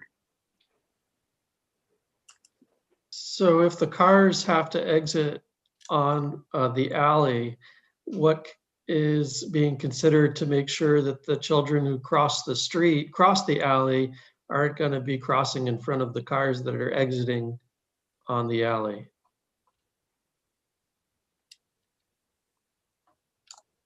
Well, there is the children who are 10 to 14 years old would be expected to, look both ways across any sort of street as they are in any typical traffic situation. And also then the parents who are pulling through would be looking for the children. In addition to this, Montessori School posts a staff member currently at the school to do the transition period monitoring, and that will happen in this case as well. So parents would pull into a space and park, and school staff will be there to make sure that they cross safely. Later discussions, which I will bring up now just to maybe help direct discussion, the staff are now recommending that the school rent a total of, 11 parking spaces, 3 for stuff in the parking garage that had already been secured, and then establishing loading zone probably in this strip of spaces is what Interim Public Works Director Tim Cowan's recommendation is. If City Council wanted to follow that recommendation, a loading zone, school student drop-off zone would be established here, or it could be established here. That would at least get the children, you know, this distance away from the school entrance. Again, I want to point out that I did probably 4 parking surveys in the mid-morning at drop-off time, at the pickup time, and the parking lot was often maybe had 1 or 2 cars in it. So there really isn't high usage of this lot, especially at 8 o'clock in the morning during the week. At 2:45 in the afternoon, there might have been 3 to 5 cars in this lot. So it's not like this is Main Street or, you know, next to Leal School where there's a lot of traffic going by as students are transitioning. Jared. Marcus, would it not be true then that if Rose Bowl Tavern was going to have that space for outdoor dining, that those 8 spaces wouldn't be available? I think this would become part of the discussion if City Council, you know, wanted there to be a loading zone, then perhaps the outdoor dining might need modified. I think, you know, there are lots of solutions available here. It doesn't have to be an either or. It can be an either. Well, it can be an and. And we may want to keep in mind, I'm sorry, we may want to keep in mind some flexibility for location, just so that we do have the ability to be responsive to not only outdoor dining requests, but other things like special events, or although unlikely, it is possible someone may come in and wish to redevelop here within the 3-year term. So we may want to consider flexibility on where that is located in order for it to be safe and convenient, but also to allow other uses. Yes, and again, you know, this was one recommendation by the Interim Public Works Director. His recommendation was also that it not be a full day, you know, reservation loading zone, that it would be restricted to those transition times, so that those parking spaces could be used for other things, say at lunchtime, or so if they need those spaces between 7:45 and 8:30 in the morning, which is before any of the businesses open up there, except maybe for one restaurant, and they need them between 2:45 and 3:30 in the afternoon, that's well before dinner hours. I think there's a lot of flexibility that can be done here. Dennis, do you have a question? Yeah, I was wondering about a little bit about the details about the hours of education for the children. Will the young students be attending the building, the school, at the same time as the older students? Are they going to be both in class at the same time, or are they going to be sequenced? Maybe that's something that the school administrator can answer. This is Monica. Yeah, this is Monica, and I'm with the Montessori School in Champaign-Urbana.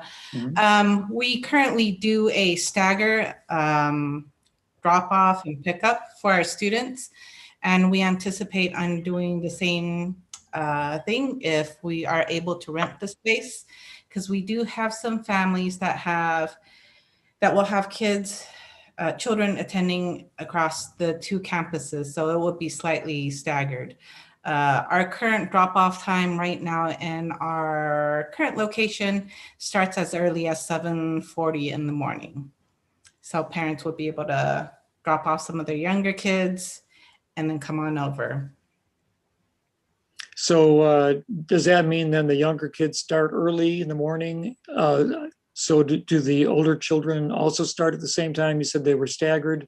Can you elucidate that just slightly? Sure. We currently have 3 drop-off times for our families. So it's, Yeah, it's just staggered from 7:40 to 8, and then we have another one from 8:05 to 8:30, and then another drop off from like 8:40 to 8:50. And are those based on the age of the child?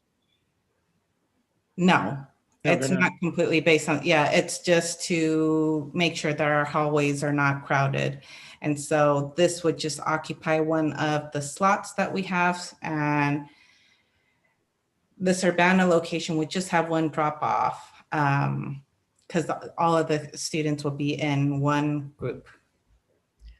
Okay, so all the students are in the building at the same time. Yes. That's really what I was wondering about. Okay. Got it. Sorry. Thank you. Tim, I noticed that you had your hand raised. Did you want to add anything? Yeah, you know, the traffic control is just, it's a little bit challenging in the fact that, you know, by city code, you know, there's not supposed to be stopping in alleys unless it's commercial deliveries and things of that nature. You know, I think naturally most people would say, oh, well, they just drop them off there at the back door. You know, that's easy. That mitigates crossing traffic, some other things like that. You know, we thought that as well, but the way the code is written right now, it's preventative from that. It also, you know, we haven't analyzed it in detail at this point, but, you know, if you've got at some point 28 students coming in 28 different cars, there's some stacking, you know, concerns with that area. We don't know when all these businesses are getting the commercial deliveries that they use to access this alley either. So, you know, one potential resolution was trying to just mitigate the use of the alley a little bit and providing a loading zone. And our recommendation for making that kind of like a temporary thing in that parking lot is that, as you've already discussed, you know, that parking lot in general is kind of highly sought after by many, you know, users in the downtown area, whether it's for parking or event space or, you know, COVID dining and bar service, things of that nature. So we didn't necessarily want to allocate, you know, spaces permanently that other area businesses may want to utilize. We're trying to deter ourselves from, you know, solving private issues in public spaces. But I think if there were, you know, support for a makeshift loading zone in this area, as Marcus described, you know, low usage during the times that they would need it, but still it's open the rest of the day and the night for public use. You know, I think that may be an amicable resolution to that. And with the caveat that Marcus has built in there that, you know, if the drop off things aren't working, we reserve the right to come back and revisit this and, you know, come up with alternative solutions. All right, thank you. Bill Colbrook? Yeah, there's a reference made that the parents are encouraged to or required to follow the traffic pattern. What would be the downside or what would be the ramifications for a parent who decides to drop their 12-year-old or their 14-year-old off on Water Street or on Broadway? You know, they're a 14-year-old kid, you know, they're within sight of the back door. They get the ability to, you know, ride a bike all the way across town. What's to prevent a parent from just dropping them off on Water Street or Broadway and just having them walk half a block to the front door of the school and not even engage the traffic pattern?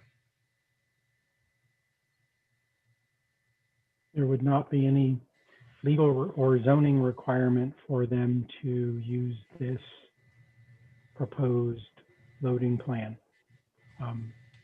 People walk to school, bike to school with any routes they choose, as long as it's legal.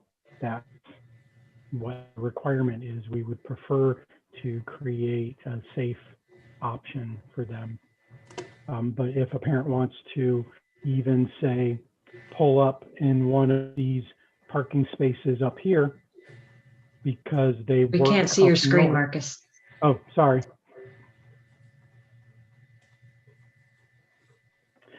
If one of the parents, say, works up on North Broadway and they decide to pull into a parking space up here, and the child gets out and walks on the sidewalk and crosses at the crosswalk and makes their way in a safe fashion, be acceptable as well from a legal standpoint. Yeah, I guess I was asking the question to make a point that you know, the first year I think we're talking about 17 students, and the third year we're talking 28. I don't honestly know that area of town, which I'm at all the time, 7 days a week, seems like will probably even notice the impact of the students. Yeah, and I think from a public works standpoint, the point you make, Bill, is if it's not causing an issue and it's done legally, it's not an issue. But I think the point in providing the recommendation for requirements of this interim loading zone as needed is if there are issues, we've got something in place already to enforce them to say, hey, you've got people doing this and it's a problem. This is what, we agreed to in the special use permit. All right, other questions? Dennis? One more. There is we have done loading zones and alleys before. There is one across the street for the Courier Cafe.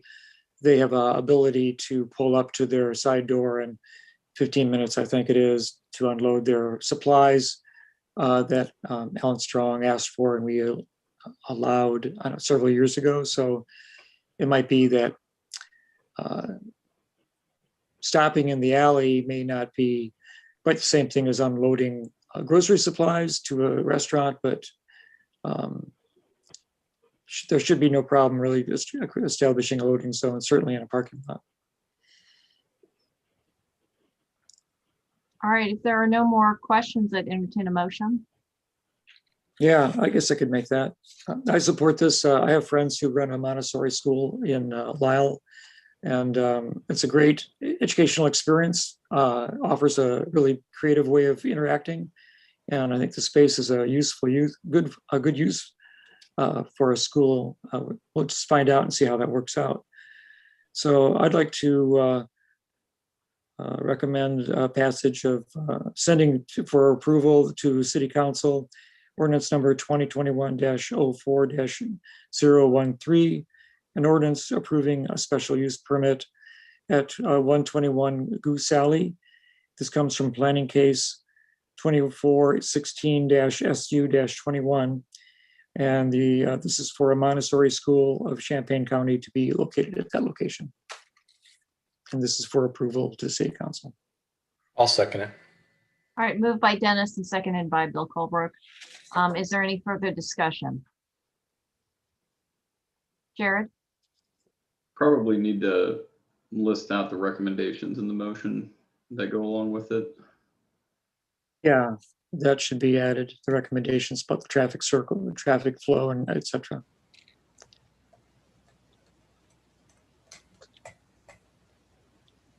Cap for the students being 28 and within 3 years. The school will be leasing 11 parking spaces within 450 feet of the school. Prior to the certificate of occupancy, the school must work properly to install 3 bicycle loops and also sign a waiver for a protective buffer in case there's a retail liquor license and a renewable liquor license, existing liquor license prior to the issuance of the certificate of occupancy. And I still second it. All right. Bill Brown? Okay, so the ordinance we have doesn't say it's requiring 11 parking spaces, it says 3. You're saying that you want to make it require 11? I believe that was the recommendation from Public Works and from Community Development, but you can correct me if I'm wrong. I'm just saying the ordinance we have. Right. Says, Now, I guess my understanding from Dennis's motion was that it would include these additional items. So we would have to change the 3 to 11. But Diane, did you want to say something? I just wanted to point out that these 6 conditions are included in the ordinance, and the one related to the parking, it specifies 3 parking spaces, and then the language is if upon operation, it's determined by the city engineer that the school's pickup drop-off plan creates safety or traffic issues, the zoning administrator may require the school to secure up to 12 additional parking spaces. So that gives them the flexibility to modify the parking if they need, but the conditions itself are in the ordinance before you.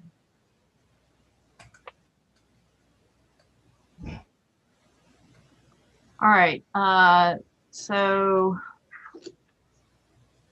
Do we, I'm just trying to figure out, because at least what Marcus has put up here, it says must. The school must rent at least 3 parking spaces within, right? So it's this underlined part that is included. So I was just trying to figure out. So what I'm hearing is already in there. This is the version that's in the ordinance, and it was later discussion with Public Works that determined that they thought it was a good idea to require that student loading zone in the back. If City Council doesn't feel that that loading zone is necessary at the outset, they could approve this initial version that then does give the Public Works Director and the zoning administrator the ability to establish that loading zone later. If you want to do the loading zone now, I can certainly change the ordinance to show this amended version that says you have to rent 11 right now, and we can add 4 later if necessary. I'm sorry for the confusion. So since I was the person who initiated this, it seems to me that there are, that you've already established that there are a lot of empty spaces in the morning in the parking lot as it is. There should be enough probably for the smaller number of students who are going to be using it at least the first year to find a way to unload. And I think that if we find that there's a lot of additional issues that are rising up, then we can come back to this and establish a loading zone and talk to the school administrator to determine what they would feel comfortable doing. They haven't responded about requiring to lease more spaces, but I know that there would be a cost to that to them that would be perhaps not very convenient for such a small school to survive financially. So I think we ought to just stick with the 3 spaces that are required in the initial written up of ordinance. All right, Bill Colbrook, are you okay with that? Yes, I am. All right, so it is the motion on the floor right now is as is written currently in the ordinance. Is there any further discussion? Eric Sachs? How do people feel about putting this on the consent agenda?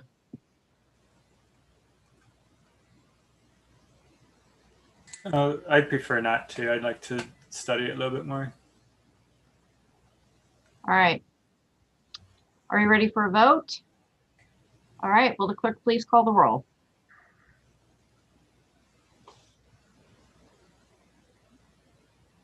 Ms. Wu, Yes. Mr. Sachs, Yes. Mr. Brown, Yes. Mr. Roberts, Yes. Mr. Colebrook, Yes. Mr. Miller. Yes. All right, that moves forward and it is not on the consent agenda. The next item on the agenda is ordinance number 2021-04014, ordinance amending City Code Chapter 2, Section 2.5, electronic virtual public meetings for the public input during virtual meetings. Carol. Thank you. We received recently an opinion from the public access counselor that in there was a few appeals of the implementation of the public input rules at meetings on November 16th and I believe a November 9th meeting. And the opinion of the public access counselor was that the city had violated the Open Meetings Act in the implementation of the public input rules. And so I'll just want to read at the end the sort of summation from the PAC. In accordance with the conclusions of this letter, this office requests that the council instruct its presiding officers to refrain at its future meetings from applying its public comment rules, imposing content-based restrictions to comments that do not disrupt its meetings or impede the council from conducting orderly meetings. And it goes on to say the public access counselor has determined that resolution of this matter does not require the issuance of a binding opinion.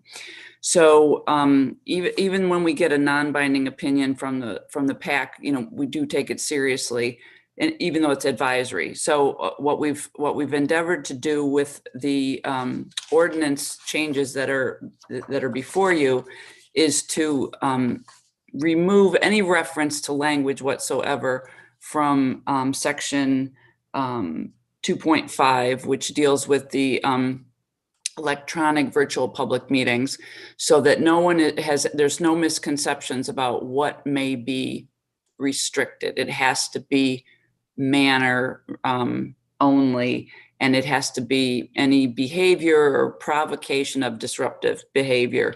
So which is what the PAC sort of focused on.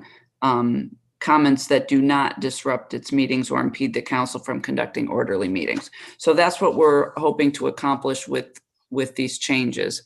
And I'm happy to answer any questions that you have about it. All right, questions for Carol? I believe Dave is also on the call.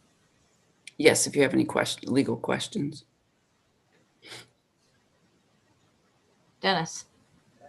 Yes. Okay. So this is a useful experience to kind of fine tune what we're doing during the Zoom conferencing. Certainly, when we started out, we were trying out something that was new to us as well, and we didn't make it exactly perfectly through that experience. So now we're coming back and fixing something that we've been pointed out specifically that we didn't do well, so we're going to try to fix that. So the problem for us wasn't the fact that individuals were speaking in a way what we thought might be disrespectful. The problem that the counselor wants us to look at is the fact that it's disruptive. So I was sort of wondering, since we're not meeting in a face-to-face in the city council chamber, what really breaches a Zoom meeting where it becomes disruptive if whatever is said in the 4 minutes given and allotted to the individual is no longer constrained by a comment or word, then what is disruptive can only become, and what they seem to point out was that when a person is very agitated and perhaps is yelling or something during the meeting. It was pointed out that the individuals who were making the complaint were speaking in a modulated tone of voice, even though necessarily the content was displeasing to individuals, because nobody ever likes to be singled out and berated during a public meeting. But I guess the First Amendment allows whatever disagreement of a conversation needs to take place. It's not going to be possible for people to end up in fisticuffs during a Zoom meeting. So do we have guidance about what it takes to be disruptive, other than talking longer than is allotted to you so that you're holding up the process of the meeting? Well, I mean, something can be disruptive if, for instance, a person chooses to yell. That is a manner. It's not what they're saying, it's the manner in which they're saying it. Mm-hmm. I don't know what other kinds of things, but yelling is something that comes to mind for me. Dave, I don't know if you have anything. And what about if an individual resorts to a swear word or something? Is that considered disruptive, or is that just poor manners? Again, I don't know. I suppose it might be that if one word is a swear word versus a string of swear words because they're really interested in swearing and not communicating, Okay. that could be manner also, because they're not really communicating something of substance. Dave, did you want to weigh in on this at all? Or since I'm not a lawyer, I'm just kind of winging it. No, that's okay. You're doing a good job, I think, in terms of explanations. And so, what I'll share is you kind of hone in on exactly the question. What I'll point out is that the PAC opinion didn't suggest that the rules that are currently in place were really a problem. It was more in their application. And as you pointed out, the biggest thing that they discussed was that the comments were done in kind of a calm fashion. So as Administrator Minton pointed out, I think if you ran into a string of vulgarities or somebody's yelling and, basically into the screen, I do think that would be, a situation where you could enact these rules and potentially mute them. My general sense of this is just that if you look at the history in terms of Attorney General opinions and case law, they all relate to in-person meetings. And so it's easy to make decisions when you're in person because most of what you see in those opinions and cases is it's some behavior coupled with the comments. And so, the focus becomes more on that behavior. They may mention the nature of the comments because it goes into the idea of how agitated the person may be. And when you're in person, it's a lot easier to talk about the idea of a disruption because you're all in person and it depends on how people are reacting to this and that behavior to be able to do that. I think it's just, in my opinion, these concepts have not caught up with the idea of remote meetings because, in my sense, I think there are things, even though you're not in person and create that kind of issue, there would be scenarios that rise to a level of, look, we need to kind of deal with this individual and how they're presenting themselves during a meeting to be able to react and use these rules in that sense. And so it can be difficult to decide, is there a bar that could be set on the idea of when you're looking at really just the words that are being said versus just kind of standing on your time limit.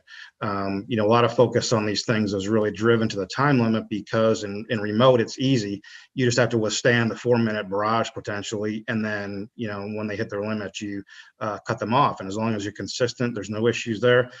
That's kind of somewhat the answer in this remote meeting world. So I hope that helped. I can certainly continue or answer any questions that you may have. Well, I know that in the Robert's Rules of Order, I looked at that, I don't know, a month ago or so. And there is a procedure that if an individual is shouting and libeling, I think even a member of the board that they're addressing, that the charge, if they have a sergeant at arms at a meeting, that person is escorted out. But I think they have to be called out first and then they're removed from the room. So there is a process even, in open meetings of removing people from a procedure with their being disruptive. But what amounts to being disruptive is, like I think you said, it's for the most part in our meetings, even though it's hard to hear some of the words and the incivility that is even perhaps in a tone of voice or a condescending tone of voice, unless they go past the time limit for their public comment, there's not that much we can do about it. Those are my thoughts. All right, other questions? I did have one question for Dave. So I'm thinking, as you said, that we haven't caught up with the virtual meeting world. And of course, one of the things that happens in the virtual meetings is that there are bugs that are found in different applications and so forth. And so given the updates of these rules, if there is some kind of nudity that is shown, which would mean that they would have the ability to show their camera, are you able to basically kick them out or tell them to turn their camera off? Do our rules allow for that? I think what you could do is think in terms of the language that's used in terms of behavior and conduct, where it talks about disorderly conduct. Now, I will say, obviously, as I've participated in these meetings, is that I've never seen a commenter's video on. It's really just them speaking. And so I don't know if that really is something that the council has done in the past or even would allow for, because if the answer is no, where you're never going to see a video, I suppose the question may be moot, but what I would suggest is if for some reason that were the case, the concept of disorderly conduct is fairly broad in a sense. as far as what could be covered. And I always think about this in terms of how a police officer would issue a citation for disorderly conduct. And it is basically the alarming, disturbing kind of concept. And so, that scenario, I think, would fall into that category. And so I think your rules could account for that concept if that were to occur. Okay, thank you. Any other questions for Carol or Dave? All right. Can I have a motion?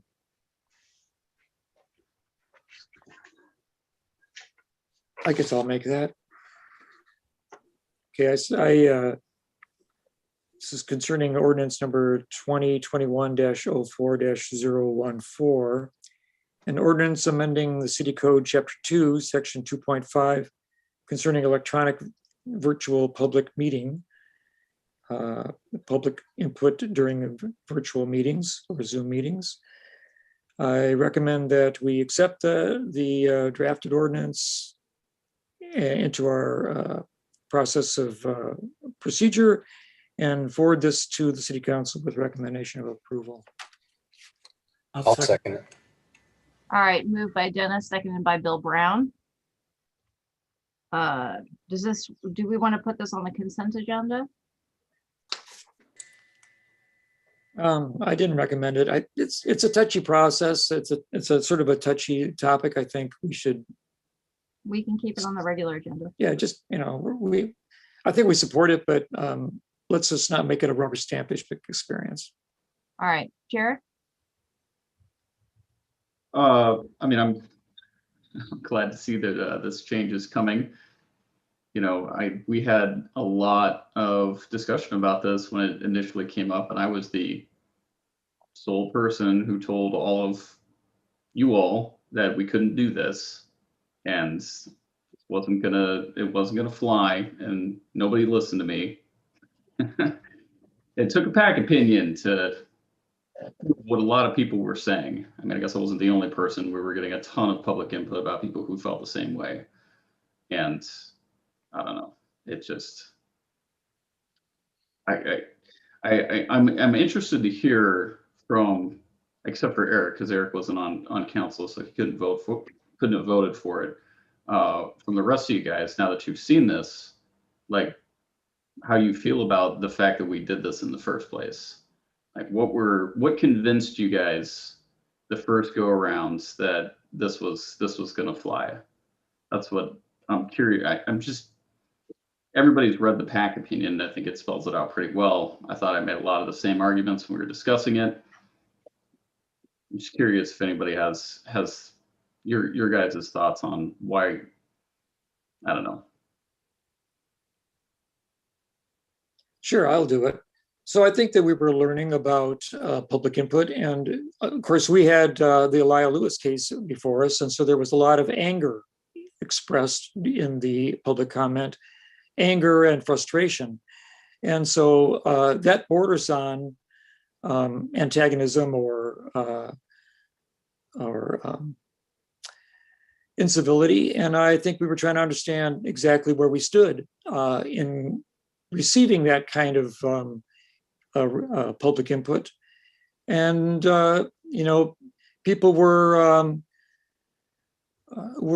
complaining very strongly about individuals by name, our city staff. And I think that's reasonable, but I think the tone in which the disagreement was brought forward wasn't healthy for civil discussion in a city council meeting. And I think that it was after we actually did experience doing a few shutoffs that we found that the discourse from the public was moderated. So I think that we both benefited from the experience, and I think we've learned about it. And I don't think that there's any shame in changing the ordinance to accommodate the ruling of the council from the state because we erred. We can accept the fact that we made a mistake, and I think we all learned from it. And I think also that we've learned and seen that the public is actually providing input to us that is not necessarily less vital or less felt, but they're doing it in a way that is much more acceptable and civil, and which we appreciate very much.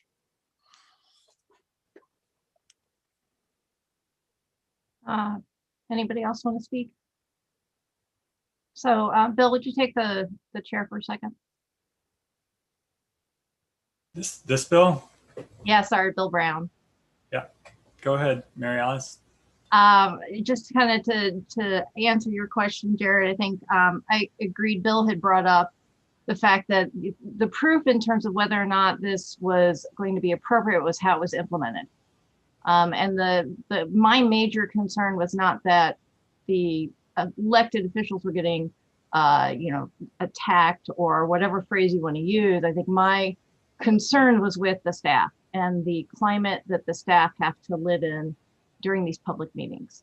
And so, I had thought a lot about this in terms of when I was committee chair, as I am today, in terms of what I would ask public participants to do. And my personal take on this was I was going to ask public participants if they have a concern to direct it towards the department that they are facing issues with. But my plan was not to mute anybody, but was to recommend that they just direct it to the actual office that they're doing it. So that's why I thought it was worthwhile to give it a try to see how it worked.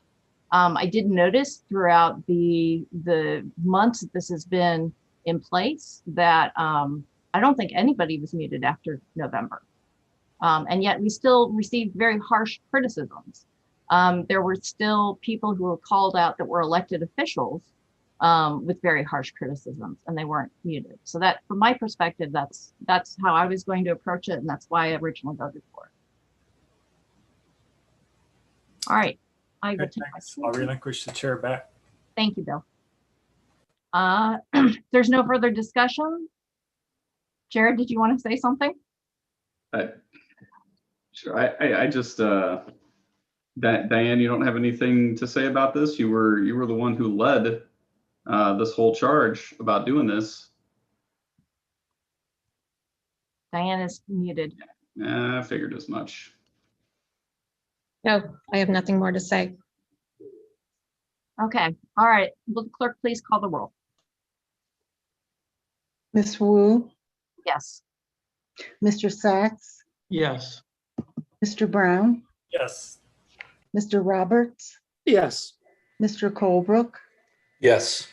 Mr. Miller. Yes. All right. That moves forward to City Council with a recommendation for approval. The next portion on our agenda is council input and communications. Would anybody like There's to? still another item. Is there another item? Number 11. Yours.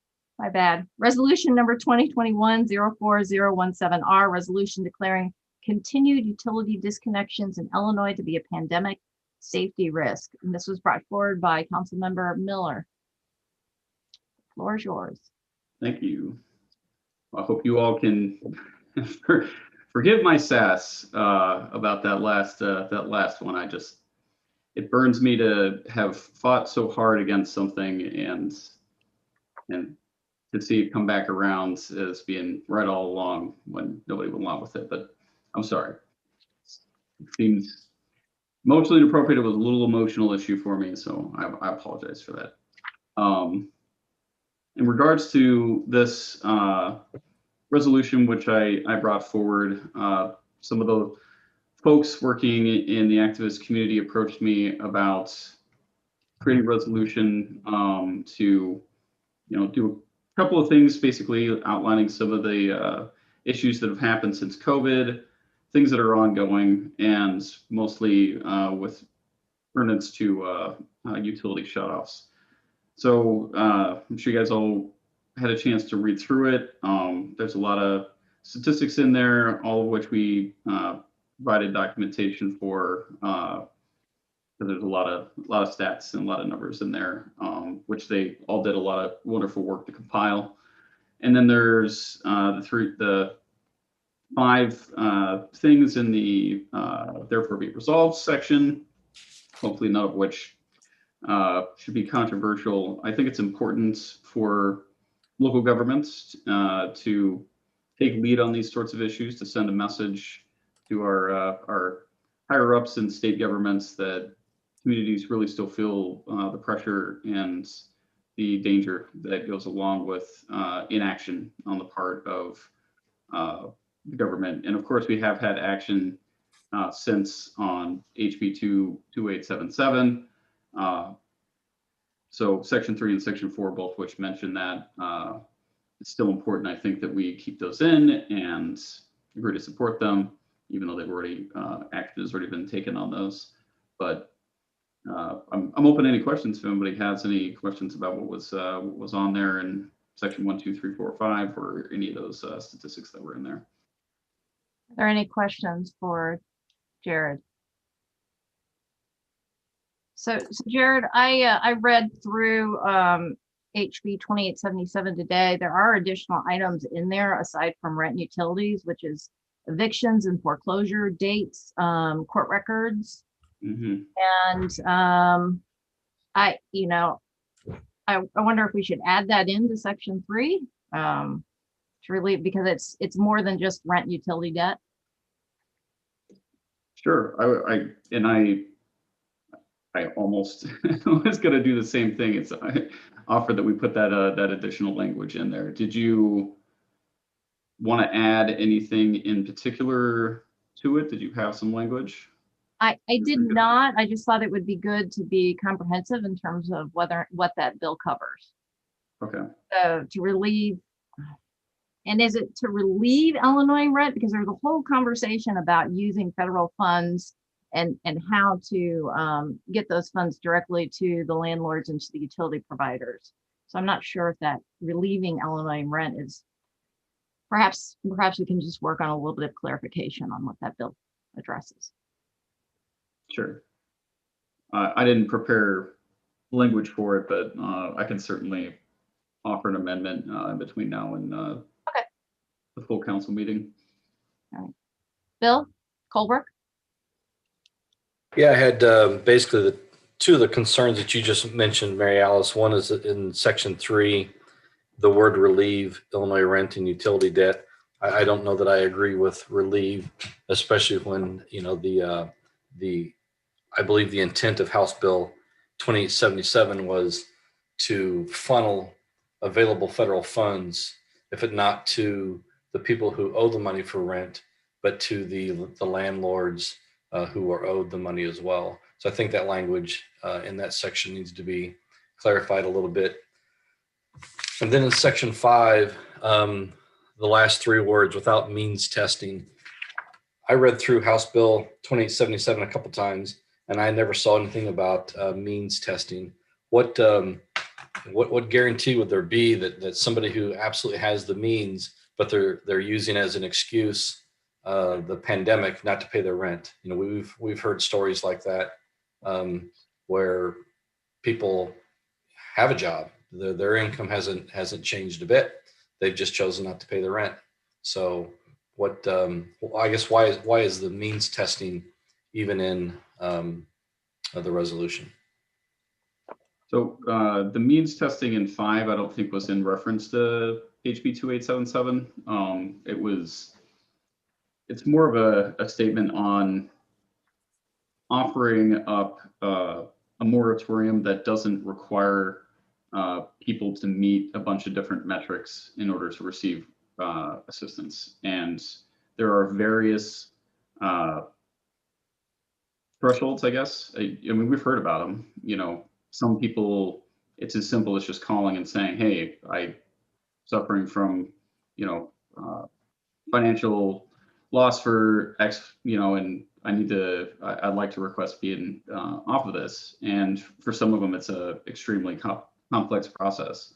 So that's more, you know, it's saying let's allow people and not put roadblocks, allow people to get relief and not put roadblocks in the way of being able to get access to it. Because yeah, I guess there are probably some people out there who might see that and try to take advantage of the system, but I don't think that I don't know anybody who would do that. I don't know why you would be trying to do something like that unless you really needed the help. So, I mean, it's a philosophical statement. It's not about the bill. And just in case people weren't watching it, HB 2877 did pass in the House, but it hasn't passed in the Senate yet. So, but I don't know if that answers your question, Bill. Not necessarily. I mean, it's what I heard was an opinion from you, not necessarily anything based in fact. So I appreciate it. Jared, I guess my only other question is that if this section 5, City of Urbana calls on Illinois government to enact a mandatory moratorium on utility disconnections without means testing, is the purpose of that statement during the pandemic?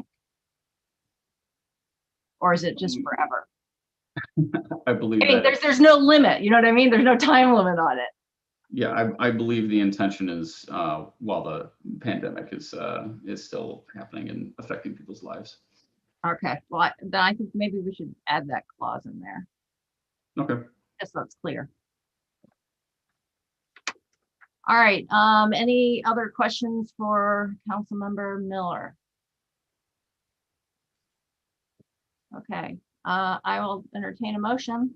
I guess I'll make it. I move resolution number 2021-04-017R, resolution declaring continued utility disconnections in Illinois to be a pandemic safety risk. And I'll recommend that be sent forward to full council with recommendation for approval, but not on the consent agenda since there's going to be some language changes. Is there a second?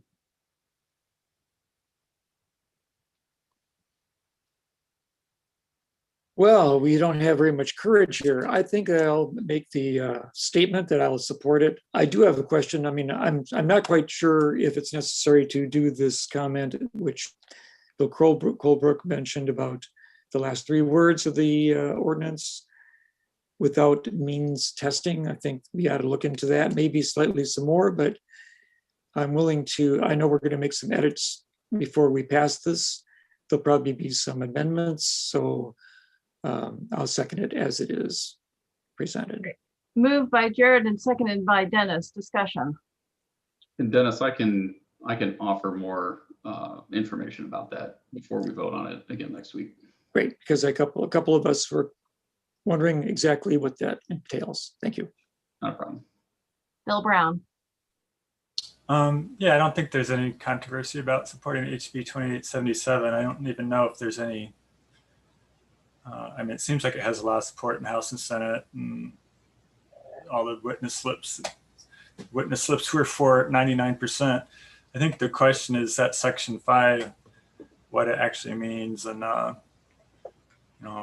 mandatory moratorium on disconnections. That mean that I suppose you should say disconnections for failure to pay or something, because there's other types of disconnections that have to occur regularly, but maybe that's getting too picky. But yeah, I question the means testing, but I think if there was some way to determine a metric that we probably don't have to come up with, but public health or somebody will come up with a metric when the pandemic's over or when the emergency is over, I could support that. Any other discussion items? Bill Colebrook. Yeah, I just want to say, hey, Jared, I mean, I support the philosophy. I support the effort. I support the foundation. I just think the wording needs to be tightened up. Okay. Doesn't look like we have any other comments this evening. So will the clerk please call the roll? Ms. Wu? Yes. Mr. Sachs? Yes. Mr. Brown? Yes. Mr. Roberts? Yep. Mr. Colebrook? Yes. Mr. Miller? Yes. All right, that moves forward. Next item on the agenda is council input and communications. Does anybody have anything they would like to do tonight, to say tonight? Jared. Just 2 quick things. Mayor Alice, I was curious what, I know we used to do it a long time ago about asking people about where they live, but I was curious why you were asking about that tonight. What inspired that? Because I don't think people have to tell us where they're from to make comment. It's not a requirement. We used to have it on the public notice when we were in person, and it's something I noticed that we haven't been doing. So it's not a requirement. People can say, I prefer not to answer. I gotcha. I just figure if anybody else is going to do that, we got to preface it when we're asking. You don't need to tell us where you live to make comment, because it sounded a lot like tell me or else I won't let you comment. No, it's not a requirement. It's just part of the process. Okay, thanks. All right, anybody else? Okay, well, those are all the items on the agenda for this evening, and we will see everybody next Monday. Thank you very much. We are adjourned. We have a town board meeting, correct? Oh, We have a town board meeting, yes. don't leave. The meeting is the committee of the whole is adjourned, but Yeah, I think Bill Brown left in a hurry. I'll text him. That was But don't leave this meeting. The town board will follow immediately.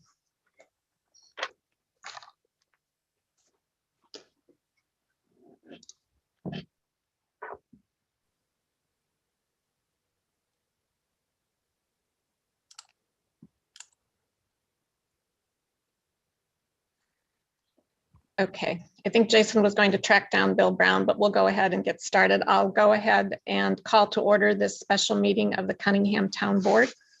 Will the clerk please call the roll?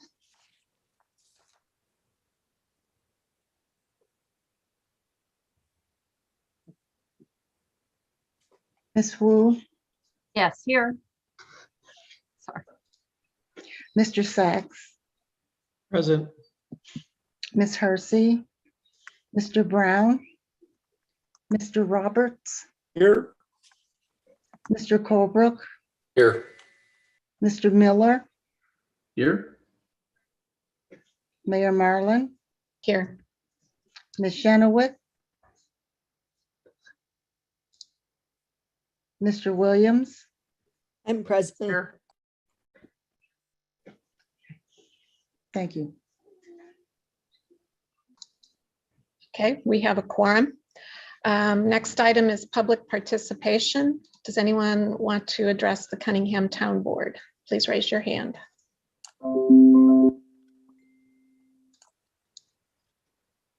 Okay, I don't see any hands raised.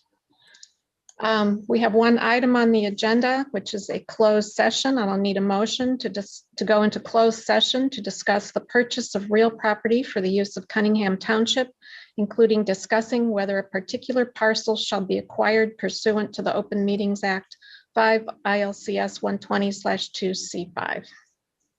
I'll make a motion. I'll second that motion. Moved by Bill Colebrook, seconded by Mary Alice. Any discussion? Will the clerk please call the roll? Ms. Wu, Here, yes. Mr. Sachs, Yes. Mr. Brown, did he come back? No. Mr. Roberts, Yes. Mr. Colebrook, Yes. Mr. Miller, Yes, and Bill just did come back. I'm here. okay, thank you. Mayor Marlin, Yes. So that motion passes. We will leave this meeting and you should have a link in your email for the closed session.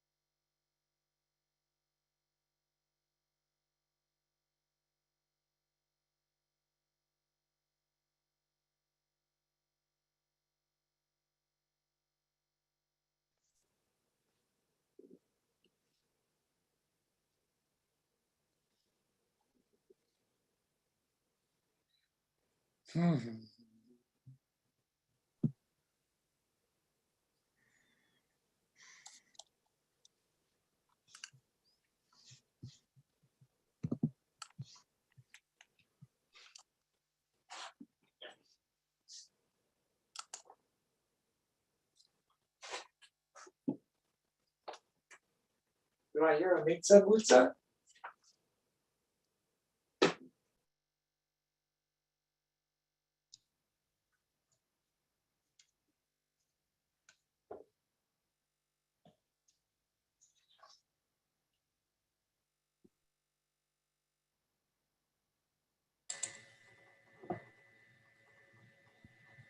Okay, we'll need a motion to come back into open session. So moved. Seconded. That moved by Jared. Okay. And who seconded? Mary Alice, Yes. Okay, didn't you? all right. Will the clerk please call the roll?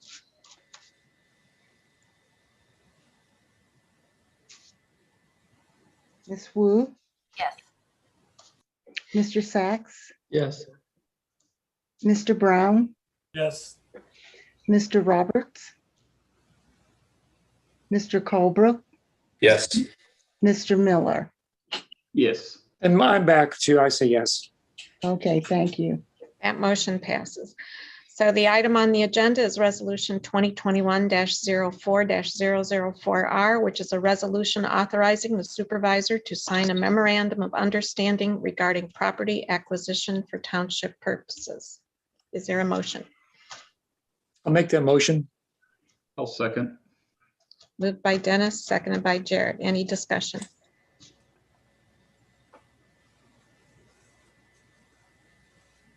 Okay, seeing none, will the clerk please call the roll? Ms. Wu, Yes. Mr. Sachs, Yes. Mr. Brown, Yes. Mr. Roberts, Yes. Mr. Colebrook, Yes. Mr. Miller. Yes. That motion passes. And with no further business before this special meeting, we are adjourned. Thank you. Good night, everybody. Have a good evening. Good for you.